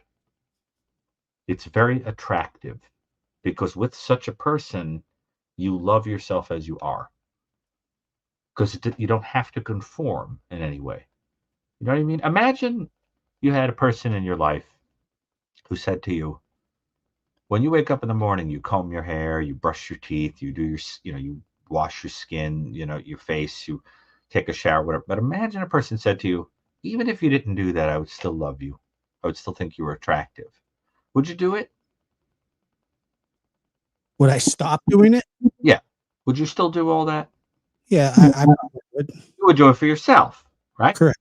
Now Yes. imagine you were a person who thought, I have to do this or someone isn't going to like me. And then someone told you they'd love you anyway, even if you didn't comb your hair and it was only fashioned by gravity into some crazy thicket, of hair, or you didn't shave or whatever, and they still loved you and found you desirable. But after a little while, you'd get used to that fast. Because when you find that kind of thing where you're loved for your identity and what it is you want to do, no matter what, it's very powerful. And we're living in a time which is moving in the other direction, where you Well, say to the person that kind of individuality is offensive. one of the things as growing up in therapy that I used to express quite often was not being really comfortable in my own skin, Yeah. which really, Talking really about weird. it makes that kind of disturbing, like the phrase, Yeah, not comfortable in my own skin, the right? GEIN Mhm. aspect of it, but He wasn't lying. but that was sort of the a thing that I worked on for a very long time was identity, who I was, what I stood for, what I believed in. which I think is all probably pretty normal as you're growing up. But you're right. You know, when my grandfather passed away, he was kind of the, he was kind of the uh, arbiter, for me a lot of the times where I would take something to him. And when that left, there was nobody for me to go to besides my grandmother. But my grandmother was absolutely distraught for a good 6 months after my grandfather died, to the point where, Man, yeah, well, to the point where she didn't want to get out of bed anymore. And one day after about 6 months, I just told her, I said, you got a lot of people that love you, and you're not dead, and you got to get up. You have to. And she yeah, did, and she finally did. But there was nobody to sort of run that by. I mean, that the pastor of our church maybe, but it just kind of felt like I was on an island, where I had to sort of take right. care of everything. I was 25. I was Yeah, pretty young, and that's sort of what that was the consequence of me losing my mother to murder and my father going to prison, right. is that there was a huge gap in, like, I'm 30, I'm 39 years old. Um, by all accounts, if life went the way that it should, I should have my parents in my life still. My mother would have turned 60 this year. And so you're right, losing your identity and then trying to find it again, you don't always make your way back, you All don't. the king's horses and all the king's men. Yeah, Right. exactly. But Josh, um, that's why things like a group like this of people that get together and talk and whatever, I'm really not kidding. It really can save lives. It can give a person a sense of identity. You understand? And a lot of times your identity can come from having something that you love or that loves you. That's why when you mature, you take love where you can get it. When you're younger, especially if you're a really good looking person, you're gonna get a lot of people who want to throw themselves at you. But then as the years go on and you become like everyone else, what starts to happen is that you go out and you get really appreciative for love as a rare thing that people aren't throwing at you all the time. You understand? And then you kind of go like, you know, even though I don't think of this person as particularly desirable, they're the person who seems to always be there. Yeah. That's the person who seems to give a flying leap about me. And I love them. It's a very interesting thing. And life does that to you. It has a way of working like a funnel where eventually you get down to just a few people who really give a flying crap. Well, that And that you're perfectly happy to just have a tiny number of them. You well, start out with a ton, and you're lucky if you leave life with just a couple. And isn't that enough? yeah, it really is. But also, when I lose people now, and when it's not on my terms, it's a problem for me. You know what I mean? Like, if I feel like I've had people snatched away in my life, either from tragedy or accidents, um, Yeah. and that's sort of the thing that I've always struggled with. Like, if even just losing a friend, even just losing a friend, and you go like, why wouldn't that person want to you know be my friend still, or why don't they Right. talk to me anymore, or why did we fall out for no reason? Because Yeah. I don't actually have like huge blowouts with anybody. It's just that, and it could be for just like a very Yeah. innocent Yeah. reason. Maybe they just fell out of touch. But for some reason, I always seem to take that very personally. You know, I understand. I Yeah. mean, probably because it replicates, traumatic experience that you've been through, and who can blame you? Yeah. You know, but Josh, I authentically would have a hard time if you weren't around. I like you in my life. I think the world is more interesting with you in it. And the thing is, that's true. Well, I mean, I'm the same way. I mean, I with you, we talk on the phone, we text. I mean, we have a genuine friendship, of and course, but your life's different since I've been in it. yeah, it's absolutely, absolutely, and the That's same it. thing, Yeah. you And I think I love being the kind of person that I want to be a person that once you meet me, there's no going back. yeah, Yeah. right, Like I exactly. want to be that kind of person. I want to be the kind of person like you get to know me and then like it alters your standard of like what a conversation should be. Or it alters your standard of how a person should treat you. Or it Mhm. alters your stand. You understand what I'm saying? Yeah, And absolutely, you're like, what the hell is this crap? Like be like that. That's the kind of person I want to be. You set an example. And I think you're a kind of model of kindness and humor, and you're a goofball, and it's a lot of fun, and you make a lot of really important points, and you offer this group to people, and you've channeled your pain into a good thing. So I guess what I'm trying to say is this, in the simplest way: these people that we're talking about, these category 13 people, and part of me almost wishes, Josh, that we had done an episode on every category in the scale, because this became like an exposition on category 13, sure. but I think that the key is that nobody loved these people. You know what I mean? I mean, love gives you an identity. That's really what it comes down to. When you love something and something loves you, you have a reason to exist. And a lot of times when people lack an identity, what they say is, I'm going to attach myself to one where I'm automatically going to get love because it's no longer based on me. It's based on like basking in the glory of the group I'm in. So I'll join this group and then I'll be another brother or sister in that group. Then I get love like that. See, instead of getting it just because like you exist or because you're different. You know what I mean? And I think it's a lot more interesting when a person says like, I don't belong in this group. Like one of these things is not like the other. That's a lot more interesting to me because that's harder. That takes a very special soul, to try to get it the old-fashioned way where you have to actually do something special, you know. But I think belonging to groups is a very important part of human nature.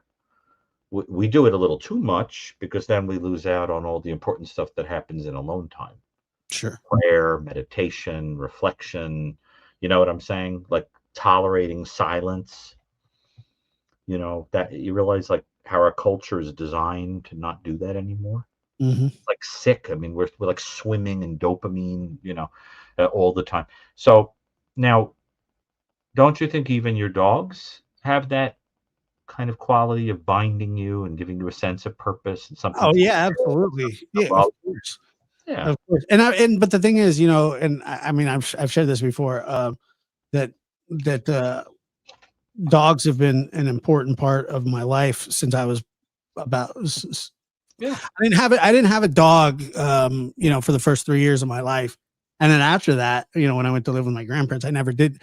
I've never not had a dog, and the dog that I fell in love with, his name was Bear, and it Aw. was my counselor's dog. It was like kind of like a therapy dog. It's like a big old fluffy thing, and I Big remember, old fluffy thing. yeah, when I would show up, I would just like wrap my arms around that dog, and it seemed much bigger at the time because I was little, but it really wasn't. It was like a chow, I think, is what it was, and it was just very, very, very sweet. That really was therapeutic for me. My animals, I just have the two dogs, but and before that, I had my dog Maggie, who was a chocolate lab.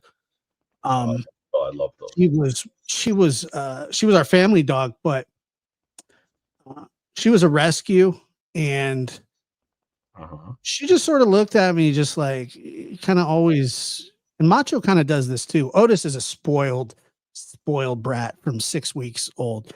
Macho was a rescue. Maggie was a rescue. And I sort of get that feeling from them when they look, especially from Macho, it's kind of like, thank you. Like, it's like he looks at me like, you know, I, I adore you. Do you think now look? I sound like I'm being a therapist right now, but I can't resist. Okay. Okay. Do you think it's a coincidence that you named your show The Lab, given that you had this chocolate lab that had this particular psychological effect on you? No, no, I don't think it's a coincidence. Is it a play on words? Yeah, well, the thing is that the lab was, what I would say was something that it was sort of a creation, like that's what, we create things but Mhm. yeah, it's funny because Maggie passed away really right after I started this channel. And um yeah, I would always call her my little lab. Well, there you go. You're Yeah, gonna rename the show The Chocolate Lab, no. or is that or does Lab After Dark already capture the idea of the chocolate lab? I think Lab After Dark does that fully but yeah, I don't know. She was just like but dog and I know that this is a thing with a lot of people that that animals or um and I know that you love animals, but you Oh, don't yeah. you don't have any, but I I mean, promise I'm you, surrounded by them. I live in New York. yeah, you're surrounded by them, but also, like, don't you find your plants therapeutic? I love plants because they they give the feeling of there being life in the house, and Yeah, I love how they teach you a lot about cyclicality and about the constant need to water something with care to keep it alive, and the idea that you can really see your progress.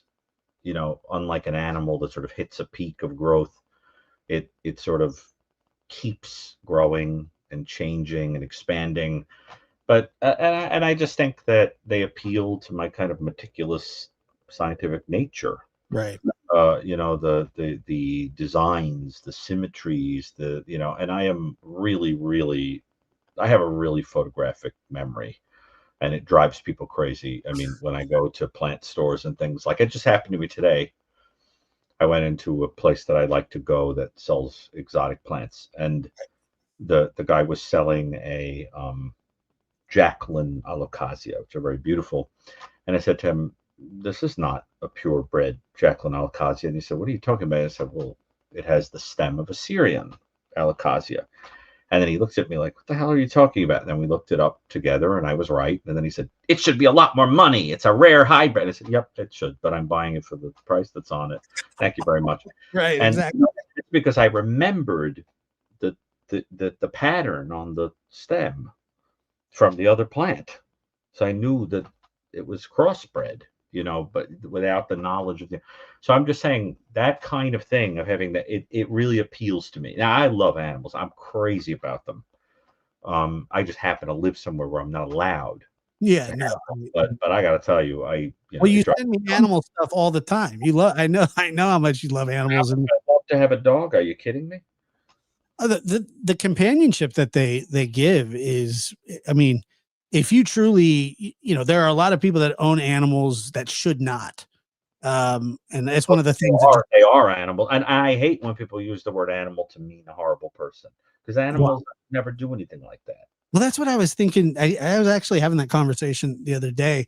Uh, I was telling my grandmother, I said, with certain cases, you find people, dismembered and put in bags and things like that after somebody kills them. I said, animals don't do anything like that. No, Dostoevsky said that. Um, Yeah, they have no. that a tiger would never nail a person up by his ears, even if he could. Yeah, it's just That, it's that just not. kind of inventiveness is human only. You know why? Because you need meaning making to imagine. In other words, you need empathy to imagine the pain that it would cause. So torturing somebody is like a perversion of empathy, Right. because you have to go, boy, what would really hurt? Like, let me do that thing that would really hurt. How about nailing you up by your ears? That'll really hurt. I mean, do you ever think about some of the things human beings have come up with, like in history, to torture people? Yeah, I do actually. Crucifixion is one that fascinated me and like kind of like was like I not know. just because of I know that it's famous for the fact that that happened to Jesus, but the Romans crucified a lot of people. Yeah. And how about listening to Kathy Griffith, sing? I mean, there are tortures in this world, and but Kathy who? don't worry about it. Gifford? The cheesy TV host, I From consider that a kind of Regis and Kathy Lee? soundtrack to my nightmares. Okay. Regis and Kathy Lee? Yes, Kathy Lee Gifford. It's a kind of a torture. I'd sort of put it up there with the Iron Maiden. There's like Iron Maiden being, having one of those cages with a rat in it, like gnaw through your face, being put inside one of those big metal bulls and set on fire, and it makes the sound like a bull when the I smoke. don't even know if I've ever heard her sing very well. Tortures, and her singing, her talking. Actually, I would put as a kind of torture. Isn't there a person whose voice would constitute a kind of torture to have to listen to endlessly? There are people like voices are important to me, and there are certain voices I can't handle them. That would be my personal hell. Yeah, but I've never really like deduced it down to a single person. But like I've heard people talk, and I go, "Oh, I couldn't listen to that." Like a voice that drives me crazy, Rosie Perez. How about Jennifer Tilly? I don't know who that is. Well, Jennifer Tilly, the one who's in Chucky. Oh yeah. Like, there are voices like that. Or vocal Or Fran Drescher. As much as I love Fran Drescher, but I love Fran. I like her, but her voice drives me crazy. There are certain voices I'd be like very, very attractive too. Fran Drescher. Hey, listen, the voices, the voices is in her case is funny. There you go, Gilbert Godfrey. I can't stand. Yeah, that's a good one.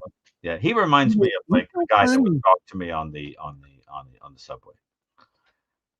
Definitely. That's my life. Like I'd be sitting next to me, I would like be nodding off. I would turn to be like a guy in a raincoat, and he'd be like, my name is like, and he would sound just like Gilbert Godfrey. Definitely. That's a New York experience. Definitely. Yeah. Absolutely.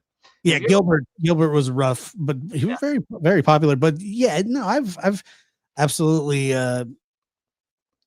I have heard voices that you just go, oh man, I can't listen to any more of that. I will tell you, this, and I don't know if I have mentioned it on this show before, but I know I've talked about it before because we were talking about animals. And the day, I'll tell you, the day that I had to put Maggie down, it was must have been something else. It was 3 days before, 2 days before Thanksgiving, and one of her she was in the kitchen. I think one of the kids was getting something to eat, and her back leg went out, like one of her back legs, like, and she fell. And I went, oh, What and then wrong? What was wrong? She the nerves in the back of her legs just started to go, and her body was just sort of shutting down slowly. She was 13, and she lived like for the first 6 years, she just kind of lived a rough life of like anxiety and isolation and wanting to be with people. So anyway, when I got her, the second half of her life was just amazing. She was just the happiest thing. She smiled, and she was just in love with the whole family. And she's probably the reason my oldest son will never get a dog, because he just broken, after it happened. Did your mother meet this dog? Who? Did your mother meet this dog? My mother? Yeah. Or my grandmother? Your mother. Did your mother ever meet this dog? She had already passed long before you got this dog? My mother died when I was like 3. Oh, you were that little? Yeah. Oh. Yeah. And this dog was how old when she passed, Maggie? 13. And you were how old at the time? Oh, geez. It was just 5 years ago. Oh. 4 years, 5 years ago. Yeah. And when I had this big beanbag chair for her that she would sleep in, and I had to put her up on it, and she wouldn't eat, she wouldn't drink anything, and I just laid there with her for probably about 26 hours. I was trying to get her to move, to do something, and she wouldn't. She couldn't, and I could tell that she was very frustrated. And I remember saying, like, if she can't get up in the morning, I'm going to have to take her in, which was the day before Thanksgiving. And so I woke up and I slept next to her, and I don't know if she slept or anything, but she was awake when I woke up, and I said, come on, can you get up? Can you get up? And she tried her hardest, and she went, kind of made this groan, and she just sort of fell over, and, my heart was broken, and I knew exactly what I had to do. I wasn't prepared for it, but I couldn't let her suffer. So, and she was a heavy dog, and you're a big dog. And so I picked her up and I had to take her to the vet. And I told them, I called and they said, look, I said, can I make an appointment for this afternoon? And they said, look, we got one opening. It's at 10 o'clock. And that was like in 40 minutes. And they said, we're closed the rest of the week. It's just like, oh my God. So I go to, I'm just a mess, and I've got her in the back seat, and I go in there and she's in the back seat of the car, and I go up to the counter and I'm telling them what needs to happen. And, I had my sunglasses on cause I was crying, and everything, it was they were foggy. There was a lot of people, waiting, and I was trying not to, I wasn't bellowing, but I was sniffling and huffing, and I'm sure they're used to it. And all of a sudden I hear this man say, or no, so actually everybody had cleared out. Like, I was the only one left in there. There was a bunch of people. They either went to the back or they had left. And then there was nobody else at the vet anymore. Right. It was just me. And it was very quiet. And all of a sudden I heard a man say, would you do it again if you knew that this day was going to happen? Like how you're feeling right now. Would you take that dog again? And I looked at him and I said, yes. And he said, so it's worth it. He says, we know what we're signing up for when we do this. Who was the person who said that to you? Well, here's the funny thing. I looked at him, and he says, it's going to be all right. And I said, okay. And I turned, and they have those bells on the doors when you walk in, and ding, ding, ding, ding. I finished at the counter, and I turned around, and he was gone. Of course. And I didn't hear the door open. Nothing. It was like he vanished. The book of Hebrews says, always remember to welcome strangers, for there were times you did and welcomed angels without knowing it. That was the only thing that I could ever think of. Who knows? I even asked the lady. I said, who was that guy? And she says, what are you talking about? It was unbelievable. And I felt this peace. I was very sad, but I felt this sort of this. And I tell people that now when they lose their dogs or where they lose their animals, I have that same conversation. I say, I'm going to tell you something that somebody told me. I have no idea who this person is, but would you do it all over again? And every time, everybody always says, of course. And then you say, then it was worth it. The love. I'm telling you, people say, well, dogs aren't children. They're not your children. You shouldn't feel that way about them. Look, I don't know what it's like. I know what it's like to lose people.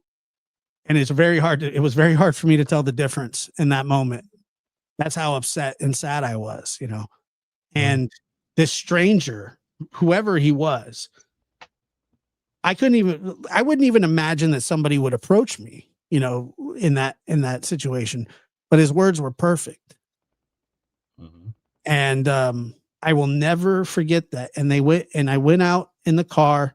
They came out, they gave her the shot. I laid with her as she fell asleep. We laid there together. And, it was probably one of the most surreal sort of spiritual moments that I've ever really had, because for some reason I did feel like I was being comforted from above.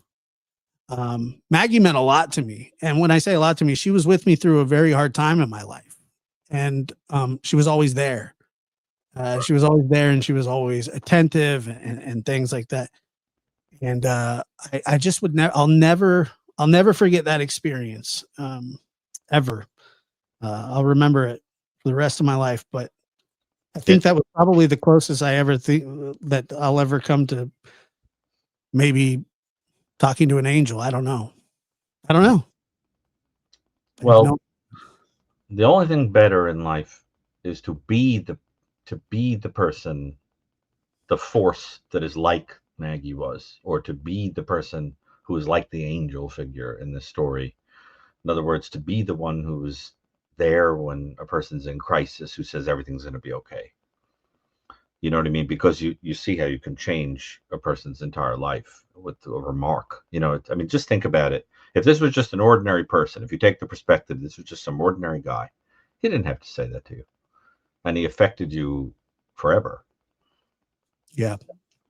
It's a really extraordinary thing. It's a beautiful story, and I think a testament to the very point we're trying to make about Category 13 offenders is that the sense of glue in a family and in a life is very related to having a place that feels like home and that you love.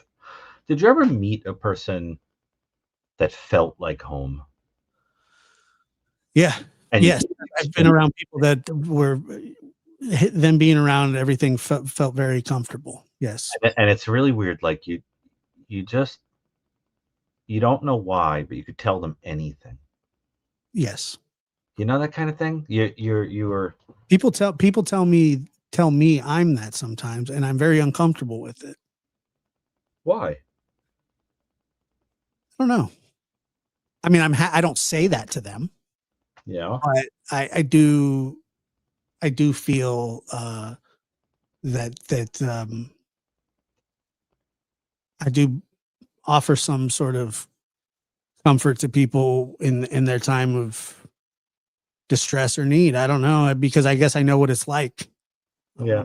And I know that I'm not going to make everything better, but I know also that just people being around you and checking in and caring means a lot to people. Of course, but it's very hard to attach to that.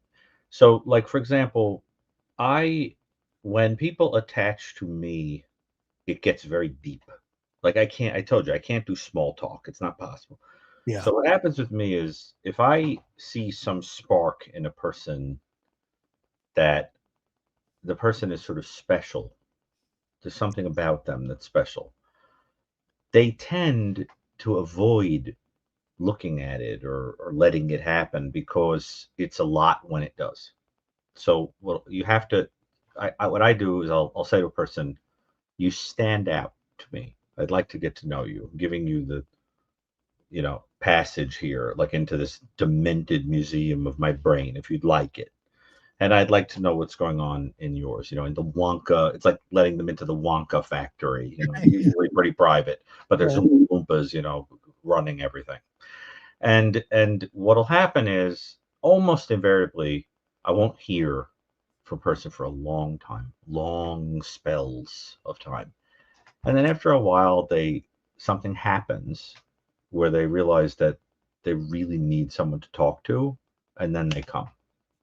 Then they attach, and then they never leave. It's like that's how some people are. And because that's me. I'm the guy like you talk to when everything's like real, like things have gotten dark. It's Well, time. we've had those conversations. Yeah, that's me. I mean, that's what I'm born for. We've had those I'm the guy you want to sit next to at the wake to make meaning out of it, right? Right. And but otherwise, people avoid it, and also because of what I do, and I happen to be somebody who is just kind of naturally adept at reading people or whatever. A lot of people don't want to look in the mirror of the conversation. So what happens is they keep it superficial and they avoid. They just don't look. And but it's very rare that I say to a person, I'd like to chat with you. I'd like because I don't usually it's more like person comes up, does it, and I'll go along with it. But I usually don't go out of my way and do that. And if I do, it's always that pattern. And I find it fascinating. I think it has something to do with attachment. That's how some people, I'm a hard person to attach to because you're going to have to get real.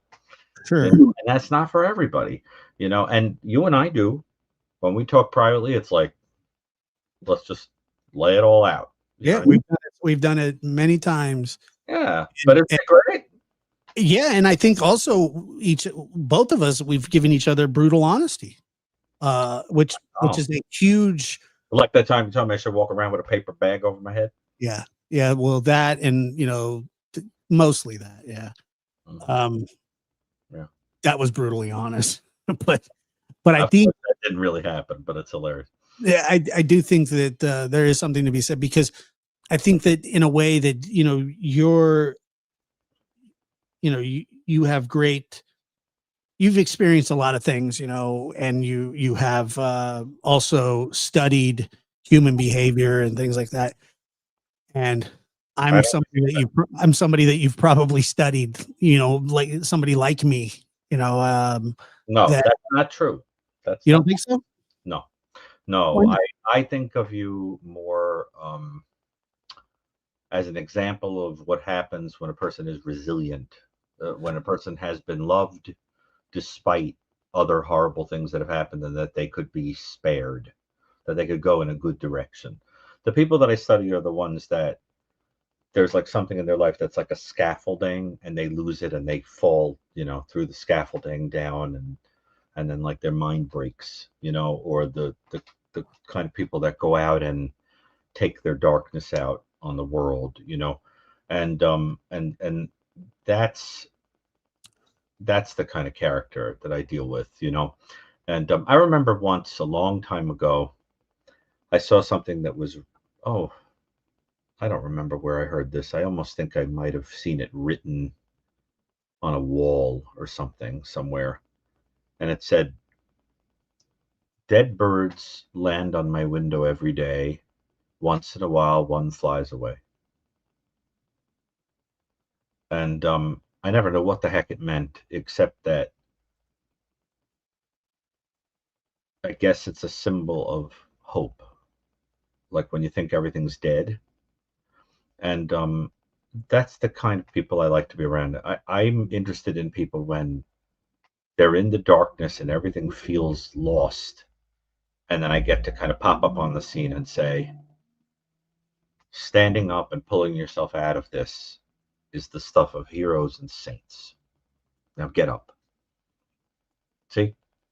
Get up. This is the time to get up. And when somebody does that, they could save not only your life, but your soul. See? And, but I have to tell you, it is rough. Well, rough to constantly people that are down in the mud. Yeah. That's sort of that was sort of the conversation that I alluded to earlier, after my grandfather died, and my grandmother, who would just flat out tell me that, she didn't want to get out of bed, and then she didn't care if, she died or, whatever. And I remember I was so, because I had grown not frustrated, but knowing that, people were, including me, I was very concerned about her. And, she was going through the grieving stages of somebody she'd been married to 40 years, or, I don't know what that feels like. I've never experienced anything like that. So I knew what she was going through, and, obviously was very patient, but, I talked to the doctor, and he told her, he said, "You're just going to have to talk turkey to her. You have to." And he said, because she's got to engage, And so one day she was just kind of laying there crying. I walked into her room and I said, "Come on, let's get up. We got, we're going somewhere." And she says, "Where?" I said, "I don't know. Just get up." And she goes, "I don't want to. I just want to die."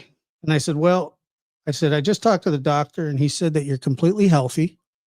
So unless you start smoking a pack a day, you're probably going to be around for a while, and you have to engage in your life. And there are people here that love you and care about you and want to see you, carry on. I said, because, life is still going on for you. And I said, I know that it's heartbreaking. I'm heartbroken too. I said, but we can still be heartbroken and live our lives. It's not easy. And eventually she packed up his, down the road, she packed up his clothes and she, gave his stuff to, some of his kids, like some of the things that he wanted. It was very hard for her to do. It's very hard for a lot of people. Yeah. Uh, There are people who actually die when their partner dies. Literally. Actually, I was very concerned. I remember once there was a woman in my neighborhood who lived 3 days after her husband died. They had been married over 60 years. They were each other's, like, teenage sweetheart. And they got married. And I remember I wrote a poem about it at the time where I compared them to binary stars. Do you know what a binary star is? No. A binary star in astrophysics is when two stars are whirling around each other so perfectly that to the naked eye there's one star. It's not possible to tell that there's two. They've blurred into one star. See? And I was always fascinated by that kind of idea. I remember once I wrote a little poem for school, and it said, "If I love you and you love me, no knife can cut our love in three." No, I'm sorry. It went like this. If you love me and I love you, no knife can cut our love in two. If I love you and you love me, we form a little trinity. That was it. I have no idea how I thought about things like that. But you see, the point is that I understood that when two people love each other enough, a third thing is born. Yes, That correct. that is larger than the self, like a trinity, like an idea of a trinity. Sure.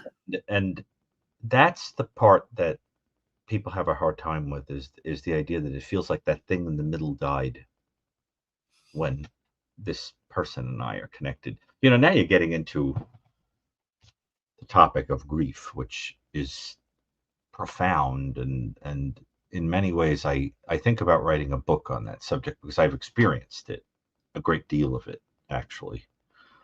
And I think there is no experience in this world that can reduce an otherwise strong person like grief. I have never seen anything like what it could do to people. I've seen people that look like football players sobbing on the couch, with their hands over their eyes, just devastated. It is something else. It's sort of like it's sort of like the wind, it's when it's blowing, it's very apparent, but you don't, it attacks, just like with that. I know exactly what you're saying because, I've seen people get news and, Oh, yeah. I had a girlfriend one time who her brother, he drove off a cliff on purpose. Girl broke up with him. He left a note and everything. Really? They were looking for him You don't tell me that story. yeah, well, just kind of popped into this was when I was like 21, it was a long time ago.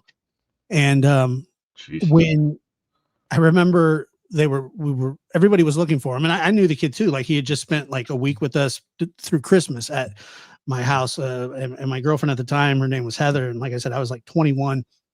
And I remember, I was calling him and his phone would just go to voicemail and she would call him and her mom and dad couldn't find him. And then, we fell asleep and I woke up. I remember falling asleep on the couch and then she was in the bedroom and I woke up and I said, hey, call your mom. Like, see if she's heard from Craig, call your mom. Mm-hmm. So she does. And when her mother picked up, she had just found out that he was at the bottom of the canyon. And I'll never forget that scream, the yelling, on the other end. And then the sister, my girlfriend at the time, I mean, she just fell down. She just collapsed. It was her only brother. I'd never seen her do anything like that before, because probably she'd never been faced with anything like that, obviously. But Why did the person leave him? I don't know. He was only 17. But you see how what you're capturing is precisely what I was talking about earlier, where if your whole life and identity are wrapped up in a thing and you think you can't live without it. Yes. See? Yeah. And that's just it. That's the problem. Well, and that's another thing, we talk about these killers that and these, demented people. And I think obviously a lot of that is genetics, but a lot of it is also propelled by not having any love. That's what I'm trying to say. If The you whole- have a hole to fill and then you go out and you fill it with anything that doesn't last, it could destroy you. No question about it. You have to fill it with something that couldn't die. No question. But if you think about it, Josh, I've walked down the street. Having treated so many people, I've learned the little dark secrets that people have, even when they look very put together. And when I walk down the street in Manhattan, I don't have the same experience that I think a lot of people would have, right? Because I can look at people and go like this, that, but and figure things out about them. And when I look at people on the street, I think, I bet that if I could just pull any one of them aside, the same way that if you just like point to a window in a building, if you could like see what was going on in that building, there'd be a whole drama. There'd be like a Eugene O'Neill play of craziness going on in that house or in that apartment. We all have our drama. And I always think if I could just pull one random person aside, we would find out that they had some experience of pain, some experience of loss, some experience of what, no matter how put together they look, even if they look like a supermodel, even if they look like they're the happiest person with spring in their step, completely fashion conscious, fantastic symmetry to them. They're walking with a briefcase. They've got a 3-piece suit. Even if they look homeless, if they whatever, they've got something in them. There's some pain in them. And it's a very interesting thing how if the person just gives you a chance and talks to you, you'll see that there are these common threads. C.S. Lewis used to say that when it came to other people, he used to say, it's kind of like the mail. I can't open up other people's mail, but I have a pretty good sense of the content of the letters. Yeah, right. It can't be that different than the kind of thing we all say to each other in letters. You know what I mean? Now, all that having been said, the theme of today's conversation, which probably took Ed Gein in a direction that most people wouldn't take him, is Ed Gein as a kind of perfect storm of severe, untreated, probably unrecognized psychiatric disturbance, a psychopathic character structure, seething anger, abuse, identity issues, including gender identity issues, and coming up with some bizarre, concrete solution. And you wind up with what happened to him, which is horrendous, and God only knows. I mean, can you imagine being the cops that walked in on the victim that was so strung up like a deer? Well, that's The internet, dear Lord. yeah. I know those things are everlasting. I mean, they just do not. They really don't leave. No. It's a terrible thing. Now let me ask you. I've got a kind of second wind. I don't know if you do, but do you think we've been on like 2 hours? Yeah. Do you want to take a call or two, or do you feel like absolutely? I love the calls. I think they really they become these like, it's like each one is like a microcosm of a problem we all kind of have. I mean, we get our special ones. Right. We get our special ones. So there is no question. Some of them are like, whoa. But I think that for the most part, they're pretty amazing. If you don't mind. And also, thank you again. I see, just glancing, I could see that people have been peeking at the music page. Yeah. It's really cool. And thank you to people that I see throw a little tip there. That was very sweet. And maybe you listened and it touched you in some way. And I think that's beautiful. I really write a lot, and you'll see I write a lot of lullabies because I like the symbolism of helping people go to sleep. You know, See here. kind of letting people relax and soothe and dream. You know, so thank you to that for that. Um, Absolutely. We yeah, thank you. it means a lot, you know, for the support, and so thank you. So let's take a call or two if that's okay. Let's do And it. remember, no clinical calls, and I don't want to talk about any heated political stuff. Although there's a sense that that may be kind of chilling out a little. Feels like it a little bit, huh? Yeah, because it's been a lot. Let's see here. Hold on. I like that Ashley Lauren said the Dr. Gary being a special rarity cracks me up because I bought a collar on Amazon for my dog and it says, "Mama says I'm special." You think we should get that for you, Josh? Would you walk around wearing that? Mama says I'm special. What do you think? Probably not. You want me to wear like a shirt that says that?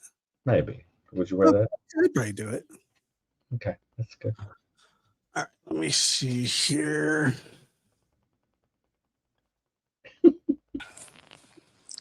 All right, go ahead, Miss Howard. Go ahead, Miss Howard. Okay. This is the Linda from Surprise, Arizona again. Surprise! Nice. Surprise. And I kind of came in the middle of your show. I was Yeah. at Applebee's, and I promised to take you guys to Applebee's if you're ever out here. All right. Wait, are you the one who said that you wanted to adopt Josh? Yes. And And then then I called him a hot dog loving freak because he said he was happy that I wasn't going to get adopted. Yeah. and I apologize to you, Dr. Gary, because I should have said I wanted to adopt you too, but because then I realized I could get free therapy, you know. Now, how sad is That's it? what was in your heart at the time, you know? You notice that was the reason I'd get adopted. You see, Yeah. that's pretty No, sad. you know, it's not just that. But anyway, Yeah. a lot of the stuff you said tonight resonates with me because you were talking about how when you're getting old, like as I'm 69, and as I've gotten older, it's Yeah. hard for me to look at myself in the mirror and see what I've become. And um, and so I kind of, you know, because when I was younger, I was thin and I was fairly attractive and got attention. And now I just feel like I can walk in the room and nobody even notices me. And I know it's not all about looks. It's all about what's inside that counts. And I feel like I'm a good person inside. But I do have a really hard time dealing with that. And I'm trying to motivate myself to be more active and that it's not all about looks, you know. And but I do have a hard time with the aging process. It just sucks. I'm sorry, it just does. I think it's very powerful that you're calling and talking about this because I think everyone thinks about this. I really do. I think they just don't admit it. But I think this is just a normal part of a human process. And what's especially hard is the purpose of beauty is to attract a person that you then spend your life with. I mean, that's supposed to be its function, right? That you have children with, that you give the vibe of, you know, I'd be a good, you know, provider, or I have good DNA or whatever. And then if you age and you haven't found a partner, then it feels like, you know, now what? You know, people have that terror. I know because people talk to me about it all the time and whatever. But I think it's because people don't understand that when people tire of all that superficial crap, and they do fast, they realize how much rarer it is to just be with a person who feels like they love you. Right. If you've been in a lot of relationships, you know how fake they can be. How you get all excited and you get all butterflies in your stomach, and you know, maybe you have some like terrific physical encounters or whatever. And then as soon as any adversity comes, person's out the door. Or as soon as, you know, they meet someone else and you realize they're only as loyal as their options. Mm. You And see, and we've talked to you a lot. right. Very clear that on your worst day, you're like a person would be very lucky to have in their life. And I like that we don't see you. You're a disembodied kind of person here. And experiencing you that way, I can't imagine why anybody wouldn't consider it a joy to know you. And, and I mean, don't you feel that way, Josh? I look at aging. Obviously I've seen my grandpa age. I've seen my grandmother, she age. And I think that aging is a blessing. I think that it's better than the alternative. I think that it's a big part of just the cycle of life. And one of the reasons I think that it's a blessing is because I know a lot of people who didn't get a chance to grow old. And That's true. That's I think about it that way a lot because, I just think about just the children that haven't made it. And I think that, like I said, my mom was 23 years old. And when I turned 23, it was like crazy. It was a crazy thought for me. That was a very interesting comment, Josh. I mean, Josh, let me ask you something. Don't you think that all of us, even the ones who get a lot of attention, don't you think there's a little part of us that always doesn't understand why somebody is drawn to us? Yep. Like if someone has a big crush on you, do you ever go like, why? Yep. All the time. Right. I mean, I think that. I mean, I think, I can understand the psychology of it or whatever. I've had that thought. I'm like, what are you? All right. I mean, but then you look at yourself through the way the other person sees you, and you could love yourself. If someone loves you and they look at you and they say, when I look at you, all I know is that you have the only set of eyes in the world that I want to look into. When I look at them, I like being alive. I like existence when I'm with you, And when you find that and someone looks at you like that, you don't look at them anymore. You look into them.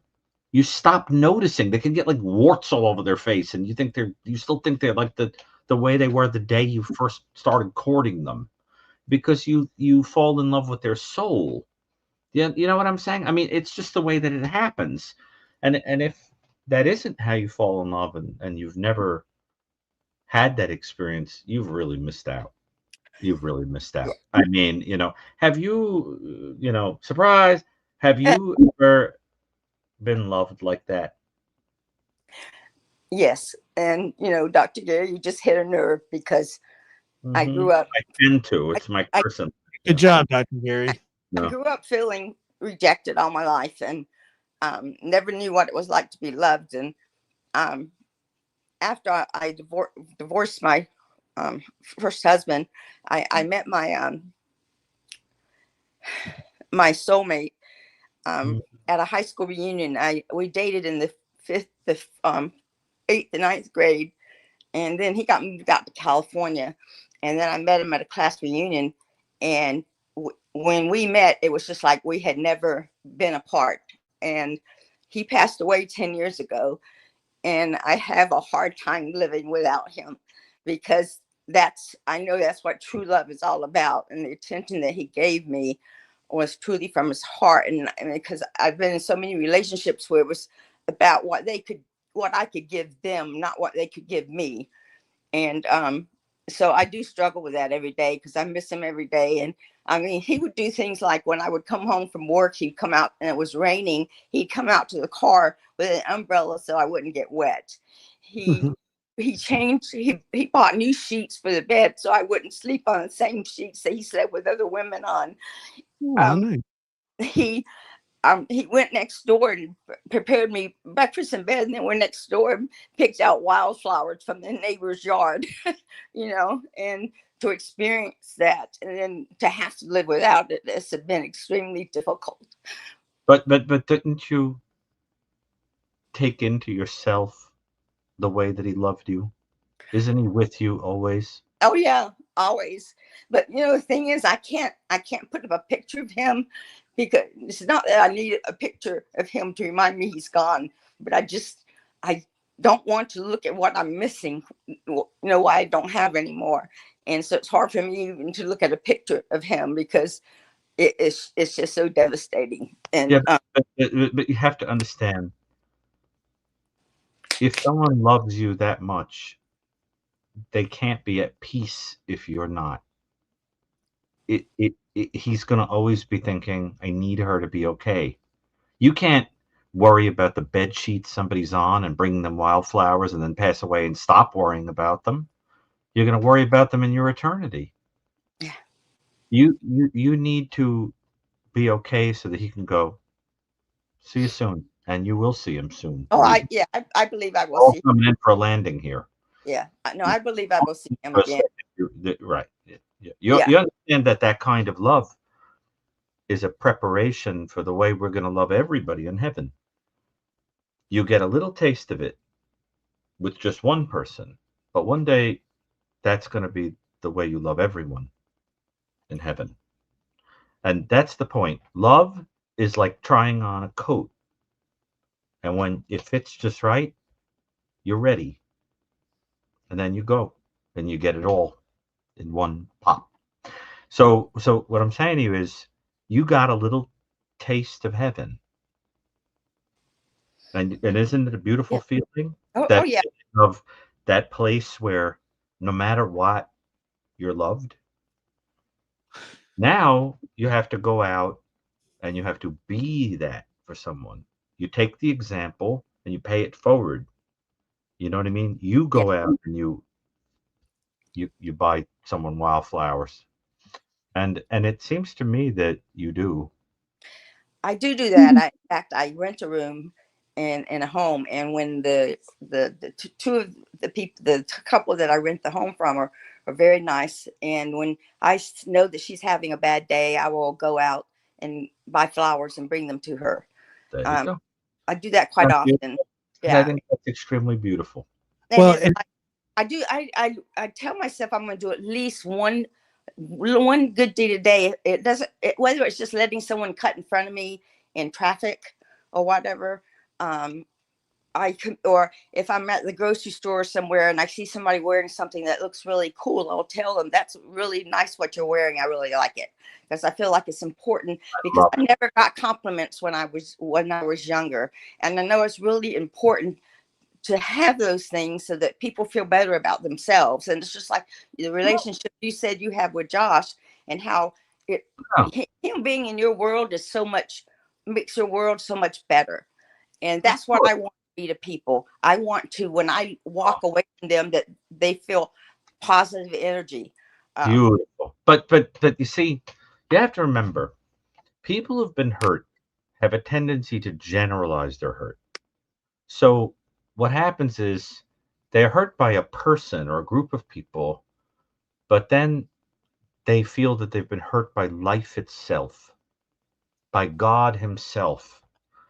And what happens is when you're kind to someone, you make it possible for them to believe in life again, to believe that there's benevolence around them. And then it feels like there could be a new chance, that somebody could see them through new eyes, that they're not just garbage. Right. Do you understand? And it's no small feat to be nice to a person and to change their day like that. I mean, I'm trying to tell you, you've probably, without realizing it, reinvigorated a lot of deflated hope. And I know that sounds corny, but look at what that man did for you by giving you flowers, changing the bed sheets. He makes you even now weep at the idea that you could feel like such a treasure to one person when everybody else thought you were just junk. Yeah, I never knew what I'm saying? Known anyone to love me that much. In fact, when he moved to California and when he graduated from school, the first thing he did is went on the campus in North Carolina that I was at, and he asked everybody in that came out of that high school, did they know me? Did they know Linda Woodall? That was my maiden name. And I lived with my cousin and my aunt and uncle. And Cindy, my cousin, came out and told Lester, I'm sorry, Lester, she's gone and she's married. And he was heartbroken. And then, like I said, we met at a class reunion, hadn't seen it in 28 years. And we knew we were made for each other. We just were. And I can truly say I have experienced the love that so many people have never experienced. And Well, Linda, that's what I was going to say to you, is that you are extremely blessed. Oh yes. In many ways, you're well spoken, you're kind, you're thoughtful, and vulnerable, so human. vulnerable, honest, all the things that make people attractive to others, in just the grand scheme of life. And like you said, there are many people that have never experienced the things that you have. And the only reason that you cry and you weep is because of the emotional connection that you've had with others, because not everybody gets that. There are a lot of people that for their whole lives are isolated, and they isolate themselves, and they're not willing to put themselves out there, and for fear of getting hurt. And that's a very common thing for people to do. And I think that you have been resilient over the years, from the things, your early childhood and formative years.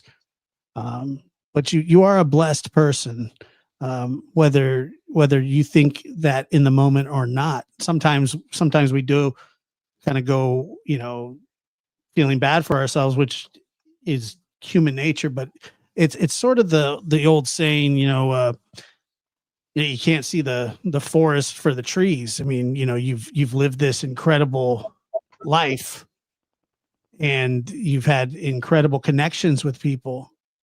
And although those earthly connections sometimes are snatched from us tragically or abruptly, it doesn't mean, like Dr. Right. Gary says, that doesn't mean that's where they end. It's not, it hasn't ended. That Or else you wouldn't be here talking to us crying about it. yeah. And like I said, I came home, and the first thing I did was check my my phone to see if the lab was up. And because then Dr. it's come to mean something to you now. And Dr. Gary, I had put in the comments that as far as, do you take Blue Cross Blue Shield out of network as a patient? I can't answer that question here. Okay. It'd be inappropriate. But I want to. Can I read you a little something? Sure. A short thing. I know Josh probably cringing that I said I want to read something, but I didn't say anything. No, it's okay. I'm just kidding, Josh. I always tease you about the same thing. Yeah, no, I'm But with Dr. Gary. this is something that I. Yeah. What would you say? Okay. Yeah. No, what were you going to say? Oh, I was going to say I'm with Dr. Gary when it comes to old movies and and books and Good. poetry. I know I liked you. I write poetry all the time. Oh, you should email me something. Oh, I've got a bunch of them. Please do that. Okay. I would love that. So this, I'm going to read you, is by Auden, the poet Auden, W.H. Auden, whom I happen to think very highly of. And it goes like this. Looking up at the stars, I know quite well that for all they care, I could go to hell. But on earth, indifference is the least we have to dread from man or beast. How should we like it, were stars to burn with a passion for us we could not return? If equal affection cannot be, let the more loving one be me. Admirer as I think I am of stars that do not give a damn, I cannot, now I see them say I missed one terribly all day. Were all stars to disappear or die, I should learn to look at an empty sky and feel its total dark sublime, though this might take a little time. Now, I love that poem because the point is, think of yourself like that, like a star that can only give but not get anything back. There's a lot worse things you could be in this world. Yeah, that's true. See? Isn't that true? Yeah, that's true. Right. And what happened is life, in a very focused way, gave you a little taste of yourself in this person. You got a little taste. See? Yeah. Just a little while. Yeah. And And, for those of us who have empathic souls, we wait for that to come cascading out of the air. But it eventually comes. I know it will. I sit outside with a net, One of these days, it'll You think bow right at he the kid. he does actually sit outside with a net. Yeah, right. Yeah. Yeah. No, but you get the point. And Yes. and the most beautiful thing is it really honestly comes when you don't expect it. It's the craziest thing. It just comes.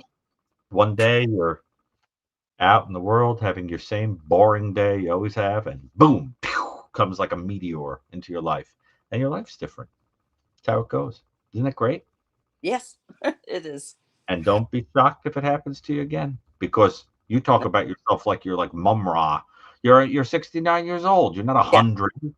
Well, I know. Go on a Golden Bachelorette or something. No, I don't. I will never marry again, ever. Go to the singles weekend in the Poconos. Yeah, I will never marry again. I couldn't find the love that I had with him, and I don't want to be married again. I have my good memories, and it's just hard, and I have no desire whatsoever, because he was the one for me. Absolutely. And so I'm good with that. I'm good with that. That's a beautiful thing to say, Yeah. Can you imagine, Josh, to have somebody say that about you one day when you're not here? That's never going to happen. You ever do anything, Josh, for a person that or have somebody do something to you that was really honest to God, like the most romantic moment? Like, have you ever done something incredibly romantic for, because you got so caught up in the love of them that you did something, you look back and you're like, boy, I can't believe I had that in me. Oh yeah. You ever do anything like that, Josh? Like she described, like the caller described, about all these sweet things that he. Yeah. I want to hear. I'm curious about Josh's idea of romance. You ever do anything really super romantic for somebody? I gotta hear this. I'm although flowers and things like that, but mostly, I mean, I've done like I've set up like picnics and things like that. Yeah, this is, I love this. This is Yeah, great. I've done Like, that set up with picnics. I have the basket and everything, like with the little the basket with the tablecloth and. Bugger. I knew you had this in you somewhere. Oh, and then we would go and eat like at the duck pond. I was a big fan. Duck pond. Love the duck pond. My husband would make my lunch every day, and he put notes in it. And I would leave a note for him on the counter after I left for work, because I would leave first. In fact, when he bought me a car, there were certain things I wanted changed on it, which I think this is actually romantic too. Like I wanted a spoiler on the back of it. And so I would come out at the end of the day, and he had taken my car during the middle of the day, put the spoiler on it, and it was in a different parking place. And I went, what happened to my car? And then I realized it was him. He took the car during the day to get that for me. Or he put a system on it, a burglar or whatever, a system on it. That he did that a couple times with that car, making it to be exactly like I wanted. I mean, God, this man sold his Corvette and bought me a Miata because he knew that I'd been wanting a Miata all my life. What an amazing human being. That description. And then it's funny, because when we were sitting in the Miata together, he looked at me and says, you know what, this is not good, because if our SUV hits you, you're going to be gone. So then I said, but I like my car. He said, well, I'll buy you a better one. So he went out and found me a 99, this was years ago, 99 Mustang, convertible top Mustang GT. I love it. Boy, what a life. One time I got stuck on a carousel. I mean, no, a Ferris wheel. I like Ferris wheels. I think they're cool. Oh, I do too. I got stuck on the carousel, but what they didn't know was that, and this was that I had paid the guy operating it to make us get stuck up there. And the thing is, I could still feel it. The swinging. Yes. Carousel, the Ferris wheel car, mm-hmm. The way the wind was, the yes. view, the way that she was pulling that coat a little bit, that she had on. I remember everything about it. There was something about it that was very cinematic, kind of beautiful. I don't know. I just think that those little are make life worth living. I can just picture you up there swinging in the breeze. Great. I loved every minute of it. And he did too, Josh. Well, my husband didn't like to go on rides, so I would get on the Ferris wheel and he would just stand On the and breeze. watch me. He would watch me go on all the rides. I thought it was sweet. But Kelsey said she'd be mad as I hell. would be too. I'd be like, why'd you do this, jerk? That's your No, I personality. think that would You'd be mad. yeah, Listen, that would have been I good. think it's great. Yeah, I that love would have been good for me, Dr. Gary. I would have been fine with that. Well, you know what it is that I just kind of have this feeling of like, I don't know, that there's a kind of intimacy to it because you have to sit still and just sort of be, Yeah. you know, and you know, I I think stuff like I think it's romantic to get when your car breaks down together somewhere in the middle of the night. It's kind of romantic. You have no choice, but nothing screams romance quite like it's romantic because you're in the middle of nowhere and you're lost with each other and you have to talk. You know, you're alone in the. It's romantic. Yes. I can't explain it. There's something about the idea of like forming a little island with a person that's very attractive because the whole world goes to hell and it's just you two swinging up there or stuck in a car or whatever. It's kind of beautiful, and then it becomes like a symbol of the relationship, you know? I agree. Yeah, the wheel stops going around, and you just have to sit still with each other. I think it's beautiful. Anyway, sorry, I'm with you on that. We're gonna have to get Josh more romantic. I'm fine with the picnic. It's pretty romantic. I mean, I'm not trying to pay a carny to stop it at the top of the friggin'. It wasn't a carny. Of course, like carny. What do you mean? With roller coaster too. Carny. That's what carnies are. I'm sorry, but when you say a carny, what you're making me picture is ridiculous. Step right up. See the two-headed boy. Come in. And then you went up there, and this is what you did. You went, "Hello, my good sir." No, I happen to know him because I spent a lot of time in this amusement park in my life. He was one of your patients, wasn't he? I kind of. He was all right. You spent a lot of time. I admit that he had terrifying teeth, but I wouldn't call him a carny. Of course, he was a carny. It was a carnival. I understand, but there's an implication of the word carny. Right. You paid a carny. Circus folk. Like you made him sound like circus folk. You went and you said, "Hello, Mr. Carney. Here's a 10. Make sure to stop us at the top." Yes. I didn't give him $10, by the way. How much you give him? It doesn't matter, but all right. Carnies don't come cheap. Well, thank you for the call, and I appreciate it. And listen, I'm sure we're going to hear from you again, and I always like to call, and we'll make the same joke. Surprise! Yes, exactly. We will.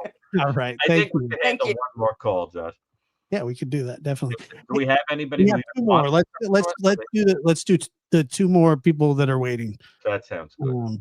Okay. And by the way, some of the comments people are making are hysterical. Well, I mean, you know. And also, don't not getting stuck on a Ferris wheel with somebody until you've tried. I've been stuck on a Ferris wheel, but it was involuntary. Josh, listen, my father of blessed memory, one of the funniest things that I ever saw in my life was he got stuck in one of those flume rides. You know, when you go down the slide, like the water slide, he literally got stuck. And then other people crashed into him and eventually unplugged him like Drano, like pushed him down. He wasn't even heavy. He just got like in a preposterous position, like, and then people were crashing into him. Oh my God. I love that memory. Anyway. Hey, was the carny, was he crushing Mountain Dew when you gave him the? He was running for Congress. Can we? Joey H. You are on with Dr. Gary and Josh. Joey H. How are you? Hi, can you hear me? Joey, how you doing? Hey, how you doing, Dr. Gary? Hi, Ed. How you doing, Dr. Gary and Josh? What a show, huh? From Ed Gein to Dr. Gary. Yeah, to heartfelt therapeutics session here, man. This is incredible. Ed Gein doesn't send me. If romance doesn't start with Ed Gein, if only Ed Gein could be able to make a call, maybe you could have helped him out. Maybe be less furniture in that house. I don't think Dr. Gary's whole idea of getting isolated on the side of the road with Ed Gein would be a good idea.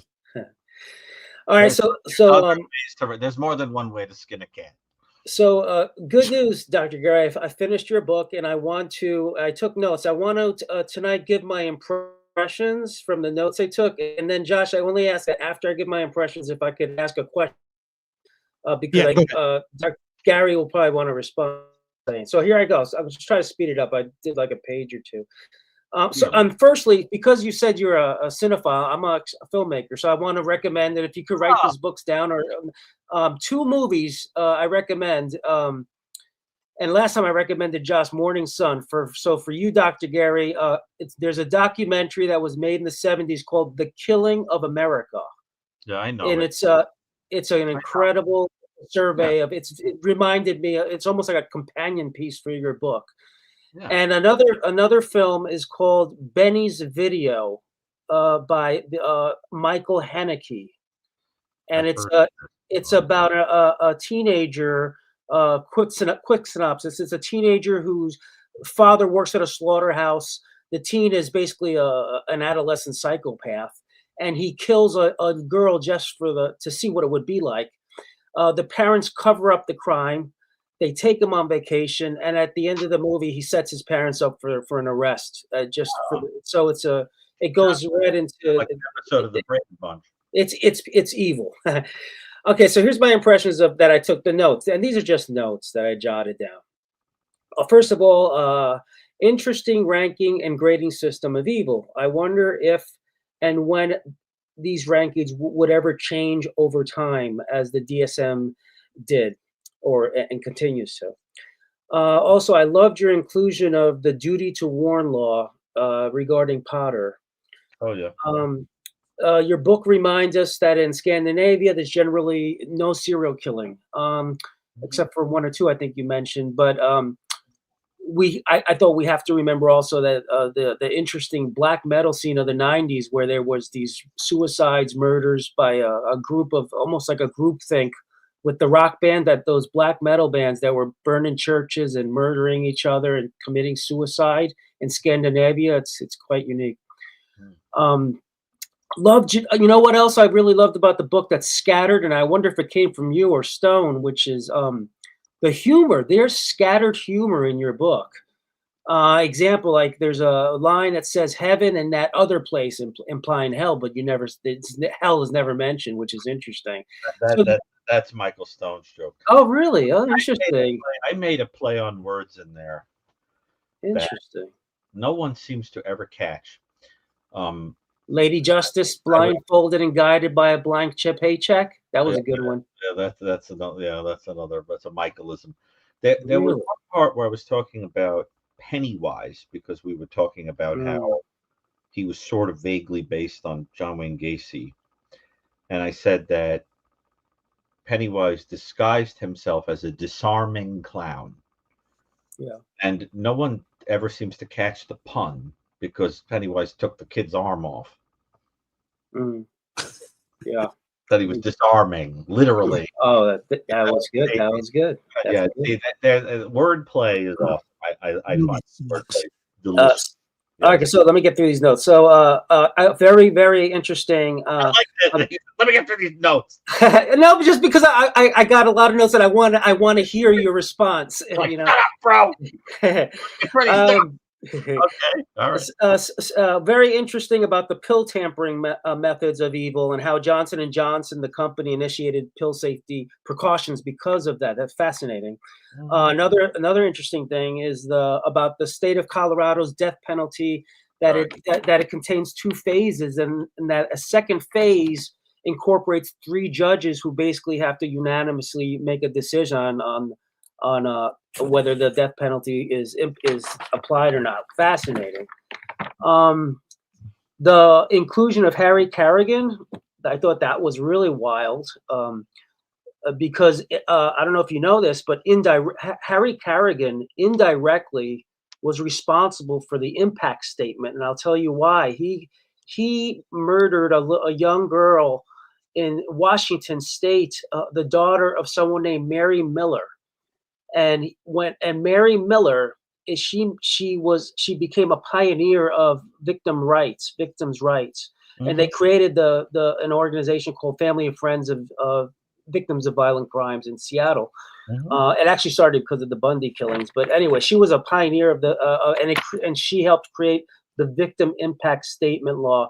There's a book about him and that case called "The Want Ad Killer" by Ann Rule, and it's about Right. the Kerrigan. Another interesting I have thing. side. I have most of Andrew's book. Another interesting thing was including about Ted Bundy's child that was conceived while he was in prison. I personally had a relationship with Louise Bundy for a long time before she passed, for over 20 years. You And had a romantic relationship or a no, friendship? no, I had a friendship. I met her on a project I was working on the impact of the death penalty on the families of the executed, and she Talk spoke a with little me. more about that. That's very interesting to me. Tell me about your Um, relationship with Louise Bundy. Oh, let me just get through this quick. I will. That's what started. Yeah. And Very the interesting. 20 years. I want to hear about that. yeah, we did. We had a relationship for 20 years till she died.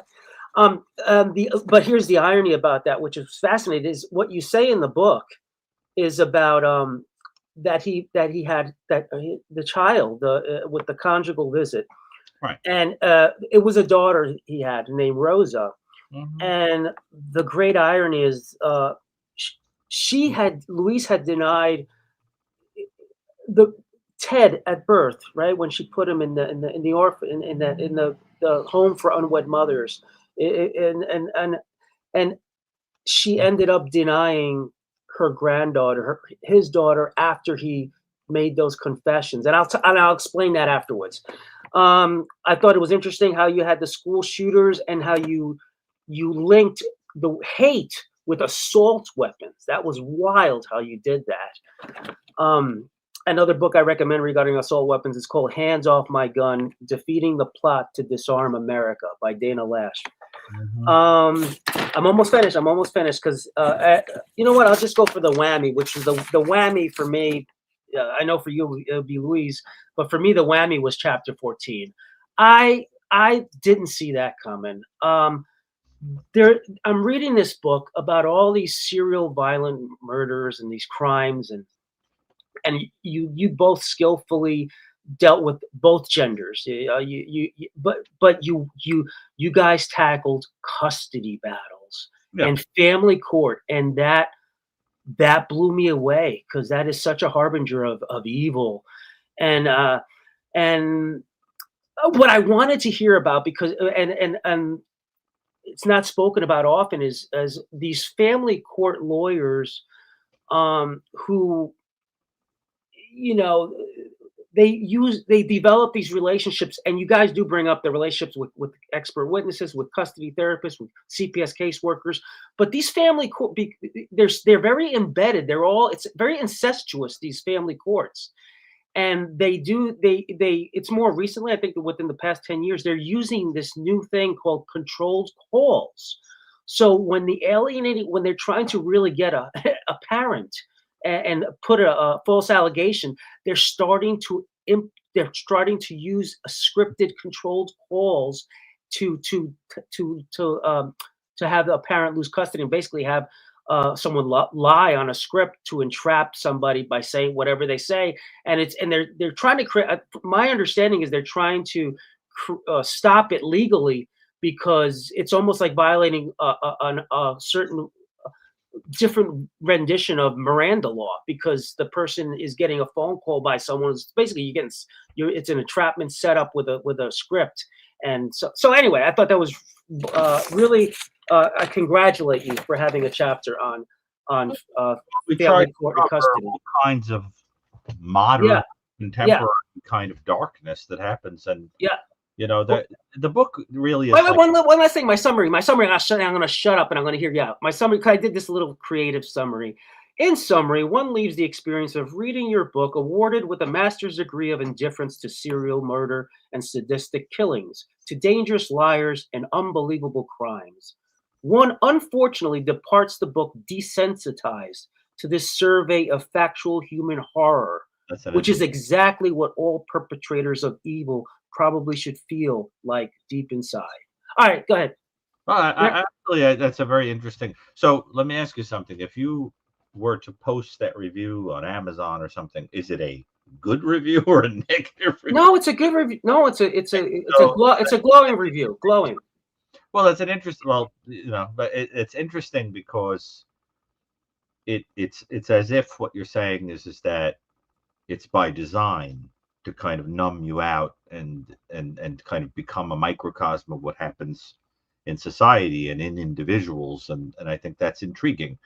When I presented for many years, well, not many years, a couple of years, when Michael and I present on New Evil, we have this slideshow that we would do on the entire scale, on the whole gradations system, and you could see the numbing in the audience. I mean, you would think you'd be riveted, hearing these cases, but we'd be presenting at like dinner events, and then by the time we would get to like Lawrence Bittaker or something, oh, look at the dog, so cute. You could see that people would be like sipping their tea and eating their quiche or something, and they didn't even realize what they were taking in anymore. You know what I mean? I'd be like, Bittaker and Norris once garroted a woman with a coat hanger so that her throat was the size of a silver dollar, and then dumped her naked body on a, and they'd be like, past the, because they've gotten desensitized by the time you get there, and it's really disturbing. I think you raise an interesting point, and I thought you were going to comment about the final thoughts section. When Michael passed away, one of the most amazing my condolences, by the way. I know you guys are close. This copy of the New Evil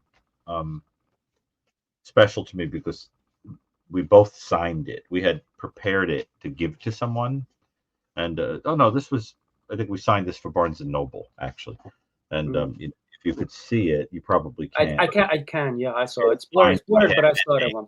Yeah, it's really weird. So it's like one of these copies that has our signatures side by side. It means a lot to me. And but when he passed away and they did his obituary in the New York Times, they quoted like a very large patch of the final thoughts section of the book.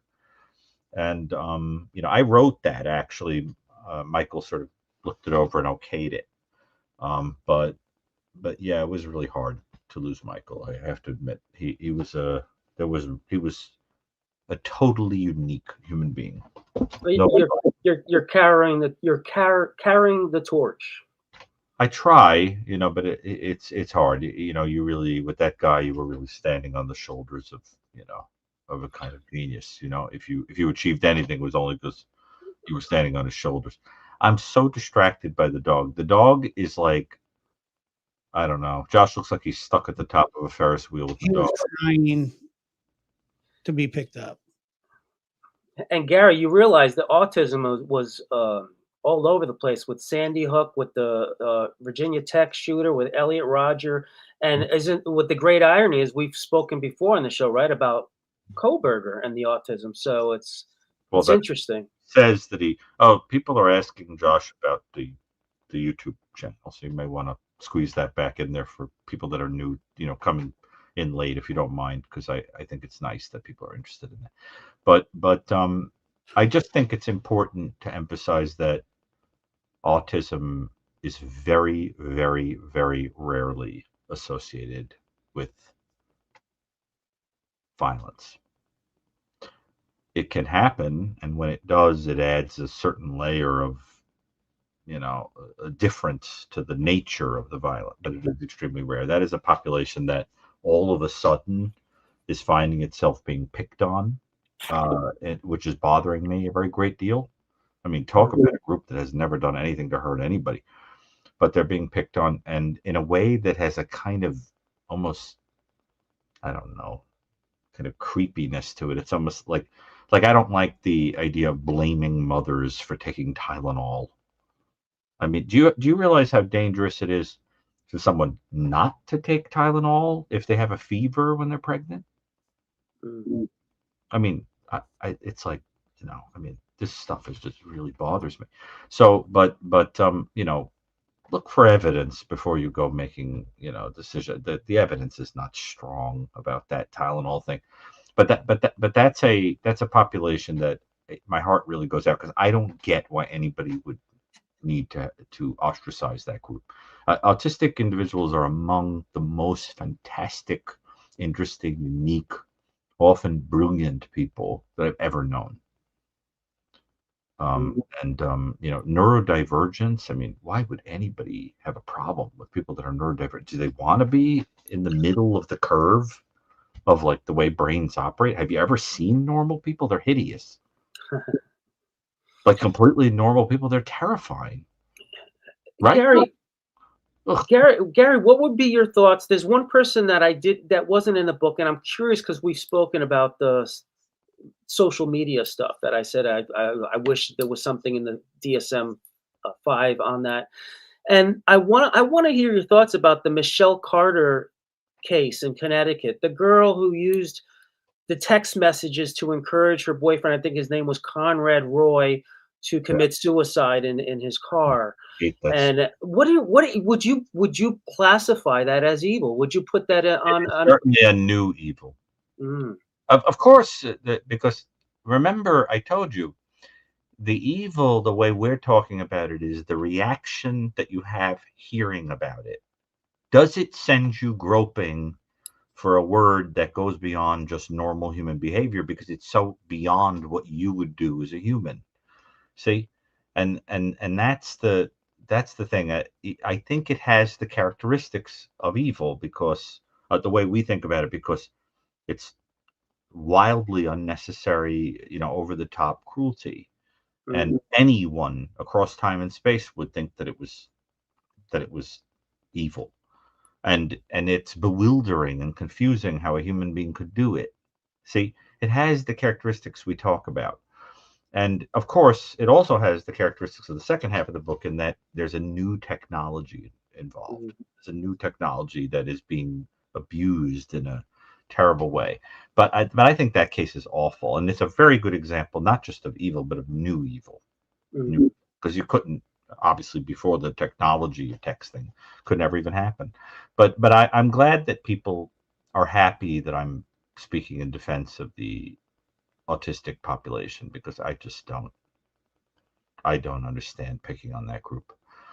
Well, I don't think you were picking on the group in the book. No, that's not what we're saying. I mean, what's going on, in the political zeitgeist. To be honest with you, the picking on that population and other populations feels a little bit, I mean, I hate to use this word, but it feels like borders almost on like a kind of eugenics or something, like this kind of creepy World War II kind of, I mean, like, for example, there are fears among people that if you're going to start studying autism in this special way, that you're going to start saying, well, we need to know where all the autistics are so we can study them, and like, let's get them into a registry, and know where they are. I mean, that stuff is creepy. I'm sorry. So just, the idea of taking umbrage with people that deviate from the pool of normal is very disturbing to me. Very disturbing. I mean, what do you want? Brainwashed drones? You know what I'm saying? What are your feelings about the fact that when an adolescent becomes an adult, that their case file is eliminated? It's I'm thinking about the Slender Man case. I think one of the girls just got released from an institution recently, within a year, I think, from the Slender Man, which is also a social media type crime, fantasy crime. Another deeply disturbing. I mean, Josh, do you know that Slender Man? They expunge when they get the file expunged. I almost wonder if Kohlberger's case history got expunged when he was in the rehab facility. It may have been. I've heard of stories where the expunging of a record has proved very disastrous. I mean, I'm aware of historical cases involving sex offenders where a record is expunged and then they go out in the world and they do it again and the record's not there. That kind of thing. There are horror stories about it, but I understand the idea of the clean slate and all of that. But Josh, if you don't know the Slender Man case, you seriously have to Google it. It is one of a kind. Yeah, I don't think Josh, there's a good documentary on it. You need to see it. Yeah, what is it? it's Just called pull it- Slender Man. Yeah, just pull it up and Mhm. give a quick read to the. Slender Man. But Gary, it's totally right within the realm of social media and fantasy. It was a fantasy character. They all created. Absolutely. Can you, while Josh is pulling that up, can you tell a little bit about your relationship with Louise? I think she died when she was in the late 80s. She did. She was 88, I believe, 86. And did she, until the end of it? Now this is, I really am interested to hear this. Did she, until the end of her life, believe her son was innocent? No. Ah.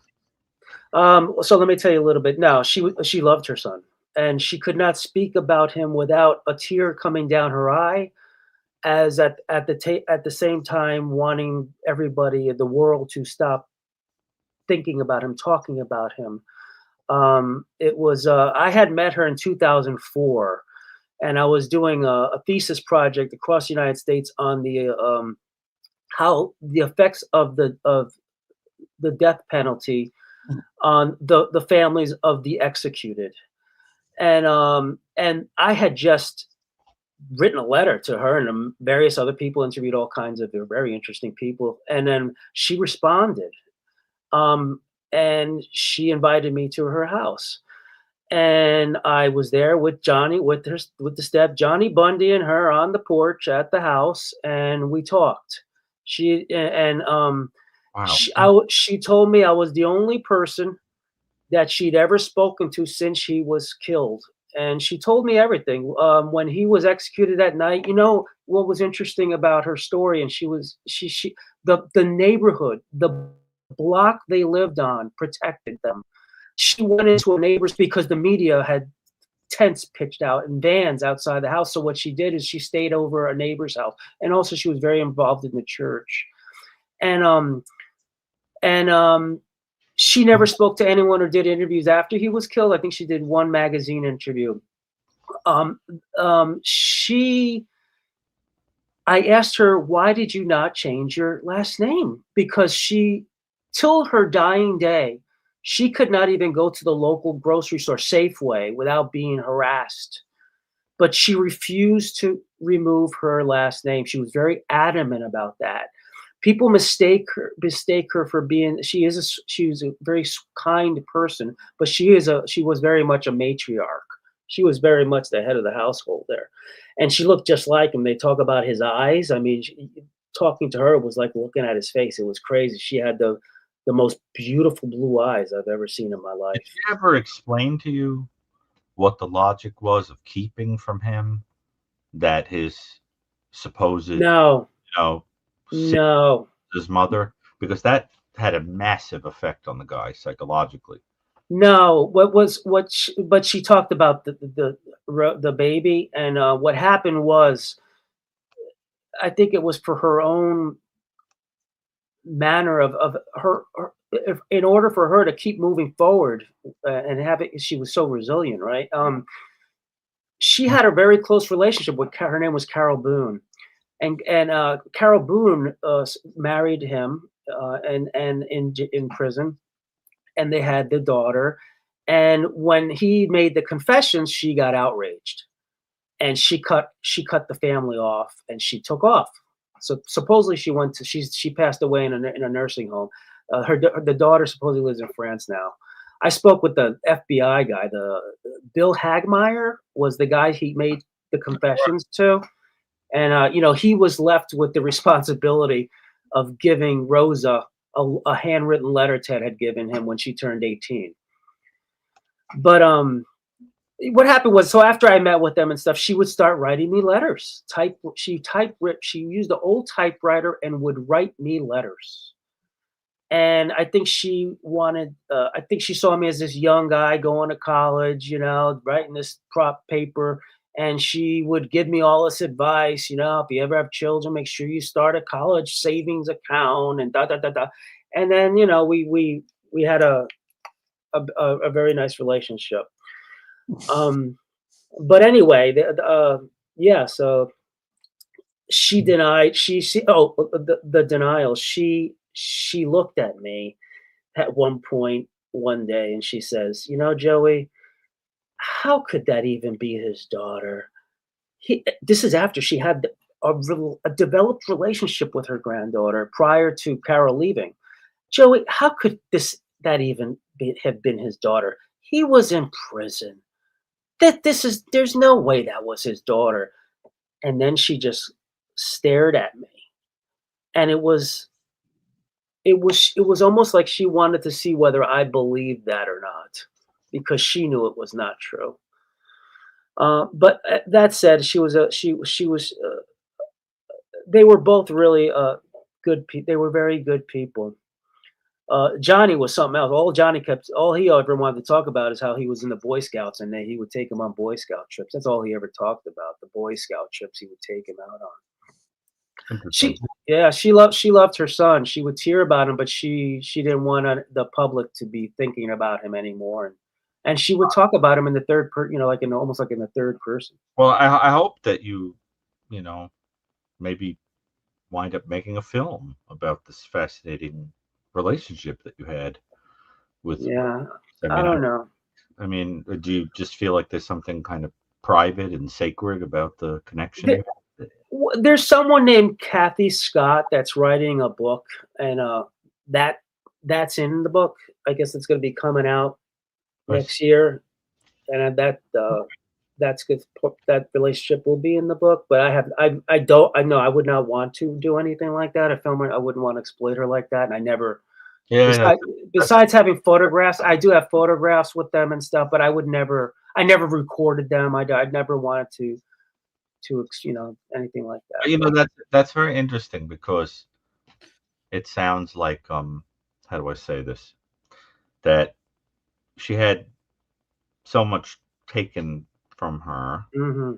that there's this kind of feeling that you would be sort of doing it again or more or whatever, and that you feel a protectiveness toward her. And I think that's very interesting, because she did sort of lose a son in her mind, right? I mean, even though, of course, people lost daughters, because of her son. She sees it that she lost a son, and perhaps you became a kind of nice young man who, in a lot of ways, she became a maternal figure too, and there's this feeling of kind of not wanting to hurt her. And that makes a lot of sense. I can understand that. Well, only because Josh and I, our oxygen tubes are running low. Oxygen supply is running low. We'll probably let you go. I'm sure we'll hear. Thank you for your book. Thank you for your book. You're welcome. And and maybe consider writing a review, somewhere. Where would I put I will do that. Where do I put the review? Amazon or BarnesandNoble.com. Oh, okay, got it. Okay, I will do that. Above, if you like it, go ahead. I mean, I will do that.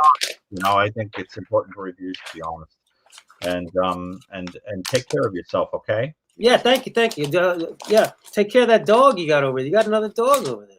Who, me? Yeah, it's not a Cocker Spaniel. That dog that was licking your face all up. No, he's a French bulldog, and he's my rescue.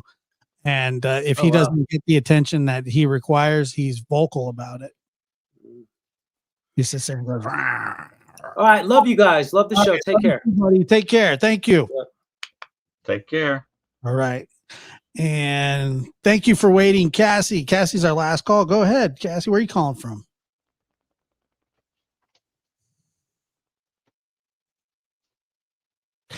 A moment of silence. You there, Cassie? Hello. Cassie, fall asleep, Cassie. Hello. Wait, somebody is private. Oh, she's saying, hold on.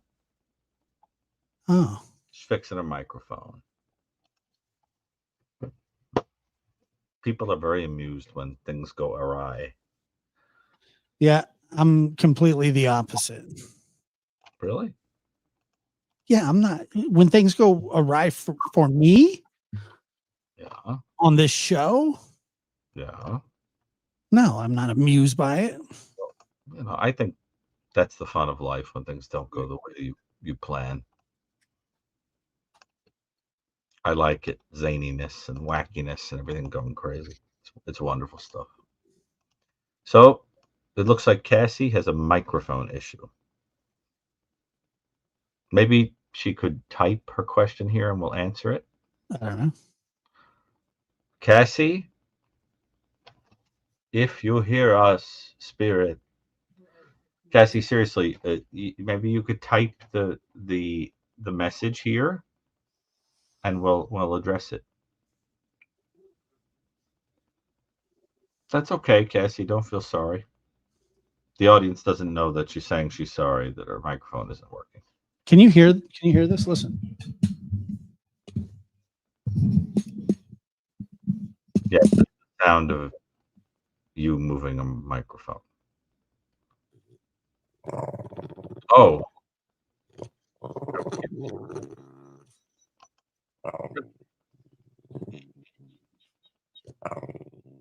Josh, listening to your colon is kind of gross.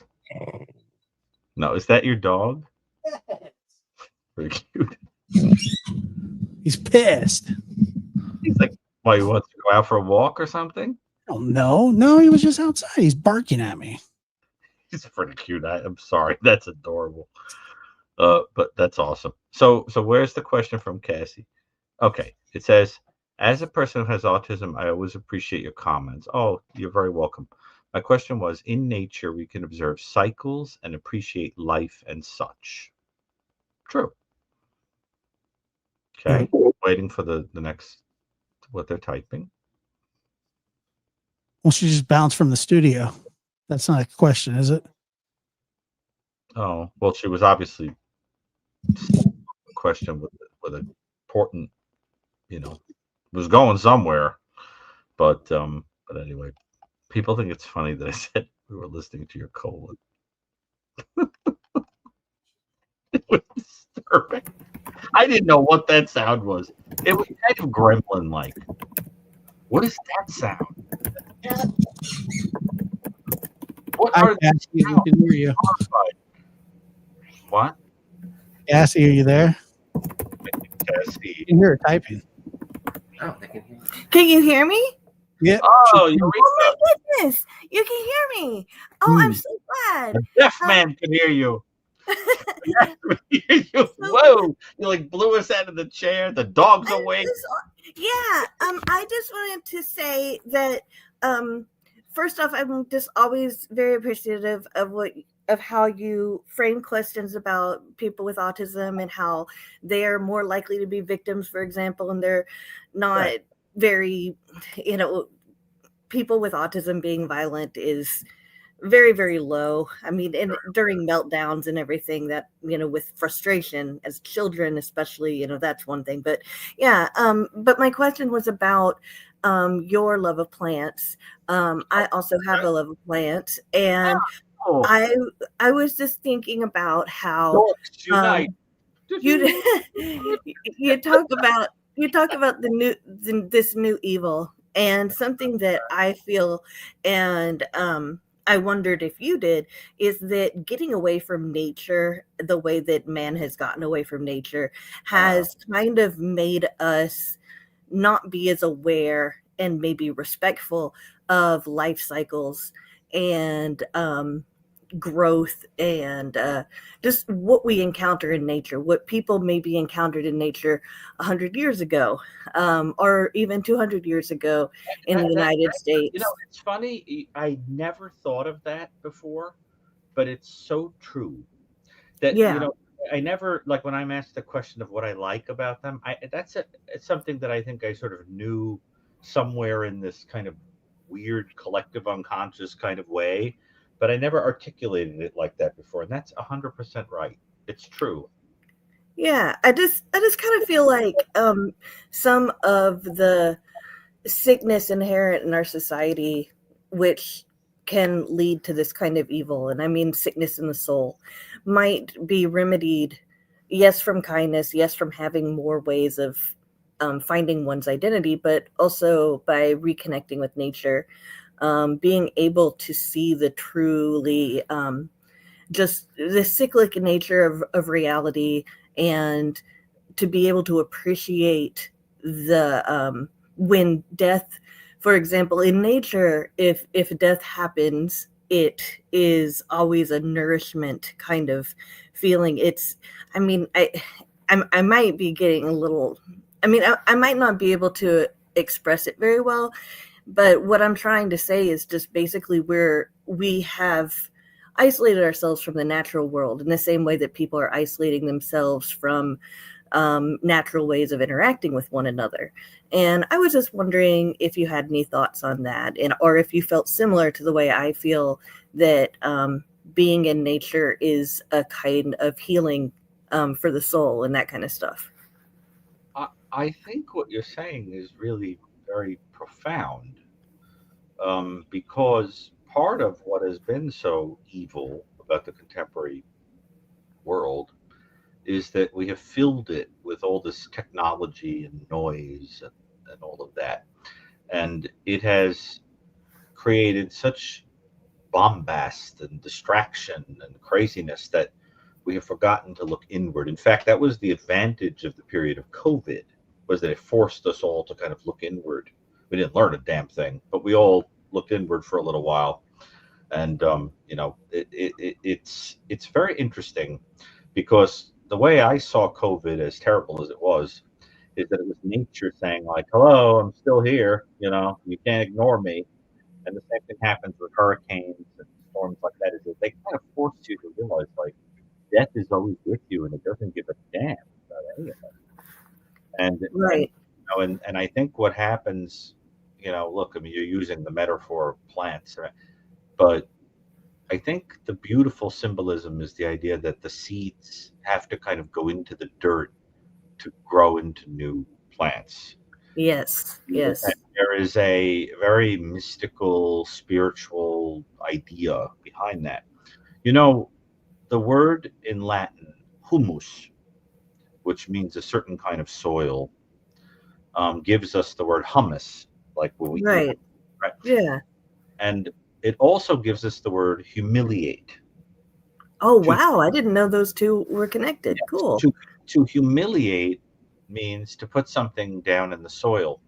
But the interesting thing about it is that humus, was a very special fertile soil that made a lot of things grow. So the real way you should think of that, the word humiliate, is that by being broken, by being pushed down into the dirt, it makes it possible for things to grow from you. Yeah. And that is something you learn, from the metaphors that surround plants and all that. Now, do I think it's dorky that I love plants so much? Yeah, love all living things, animals especially, as we said earlier. But I just think they're just so endlessly interesting. The variety of them is so endlessly interesting. Like right now, I'm experimenting with plants that have to be grown in a terrarium, and it's a lot of fun. Yeah. To recreate, the steamy jungle atmosphere, watch something grow is kind of cool. Right. Yeah. But it's not for everybody, because it's like a little dry toast for some people, But I think it's wonderful that you're interested in that, and you sound like a very special person. And just let me ask you before we go, what do you do for a living? Well, I was saying in the chat, I've called before, and I told you guys that You were getting a job in that. Yeah. Yeah. So I work for this pediatrics clinic that has all of these sites all over Arkansas and in Texas and Oklahoma. And basically, they treat children with developmental disorders. We have a lot of children who are autistic, people looking for different kinds of developmental therapy. We also have a developmental preschool. We have farms, all sorts of stuff like that. And basically, yeah. Oh, it's just so rewarding being a part of a company that really has its values straight. But anyway, I'm basically an admin there. I help people figure out what treatment matches best for their kids, and I help them through the process of getting signed up and placing in the best match for them. So that's what I do. I think that's awesome, and thank you for taking care of that population. Oh gosh, I love it. Very special to me, I generally, am, as I keep saying through the show, I'm very fond of anybody who kind of thinks outside of the box about anything. Hmm. Uh, but people who simply take in information and put out information in a totally different way are absolutely fascinating to me, Oh particularly yeah, definitely. neurodivergent people that are extremely creative or have extremely, who I think was neurodivergent? Amelia Bedelia. Absolutely. I love the way her brain works in those children's books. The way that she Oh yeah, yeah, totally. hear I something totally see it. it was meant, and I just love it. I love listening to those. I love reading those books. I think they're brilliant. But I really think that that's like a character who, and I'm not the only person who says that. They Right. Yeah. do. And it's interesting. So listen, it's a joy to hear from you again. It Hmm. really is. Keep up the good work. You're making a difference in the world, and So are keep you. on being. Well, I try. I really try. All right. So thanks again. Okay. And look Yeah. at the music Bye. on my music page. I hope you. Yes. Yes. Of course. Bye for now. Bye-bye. Bye for now. Well, Josh, All as right. Doc said, there goes another novel. It was great. I enjoyed it. Always. A lot. I like that every caller we had is somebody who keeps calling. They're becoming regulars. They're like the characters on sitcoms that like get their own breakout show because they're Like Frasier when he was in Cheers. yeah, right, like the Steve Joey H is like Frasier. Joey's funny. Yeah, I like his energy. It's good stuff. He's like so high speed that you can't answer a question before there's 20 more. I kind of love it. And if you could please like the stream, also check out Dr. Gary's page as well. I'm gonna put the link again. And again, thank you, because people have been saying really nice things, and some people have sent little tips for the music, and that's amazing. I'll have a cup of coffee, and it'll be from you, and or something like that. And I think that's really sweet. Well, thank you to everybody, and we really appreciate it very much. And thank you, Josh. Of course. It's very deep as always. Had a great time. Okay, we'll be on again soon, I assume. Absolutely. A lot of news stories that are, and I assume you've been watching Chris's show. I sure did. Yeah, I watched the one today. Yeah, it's been some really good stuff. The one where they interviewed the woman who's the survivor of the yeah, that was powerful. I thought, didn't you think so? It was very, very. He does great. And they handle it with such grace too. Well, it's Chris, marvelous soul. Absolutely. Nobody liked them. All right. Well, take care of yourself, okay? And thanks everyone for listening to us go on and on. We do go on, but we do. Okay, Josh, and I am going to hold you to the classical music. What's that? I'm going to hold you to go listening to classical music. You know that. I hope you were serious. Absolutely. I am. You're getting dragged. Okay. No question. All right. Okay. Take care. Take care. Let's see. All right, guys. Thanks a lot for being here. Appreciate it. And I guess we'll catch you next time.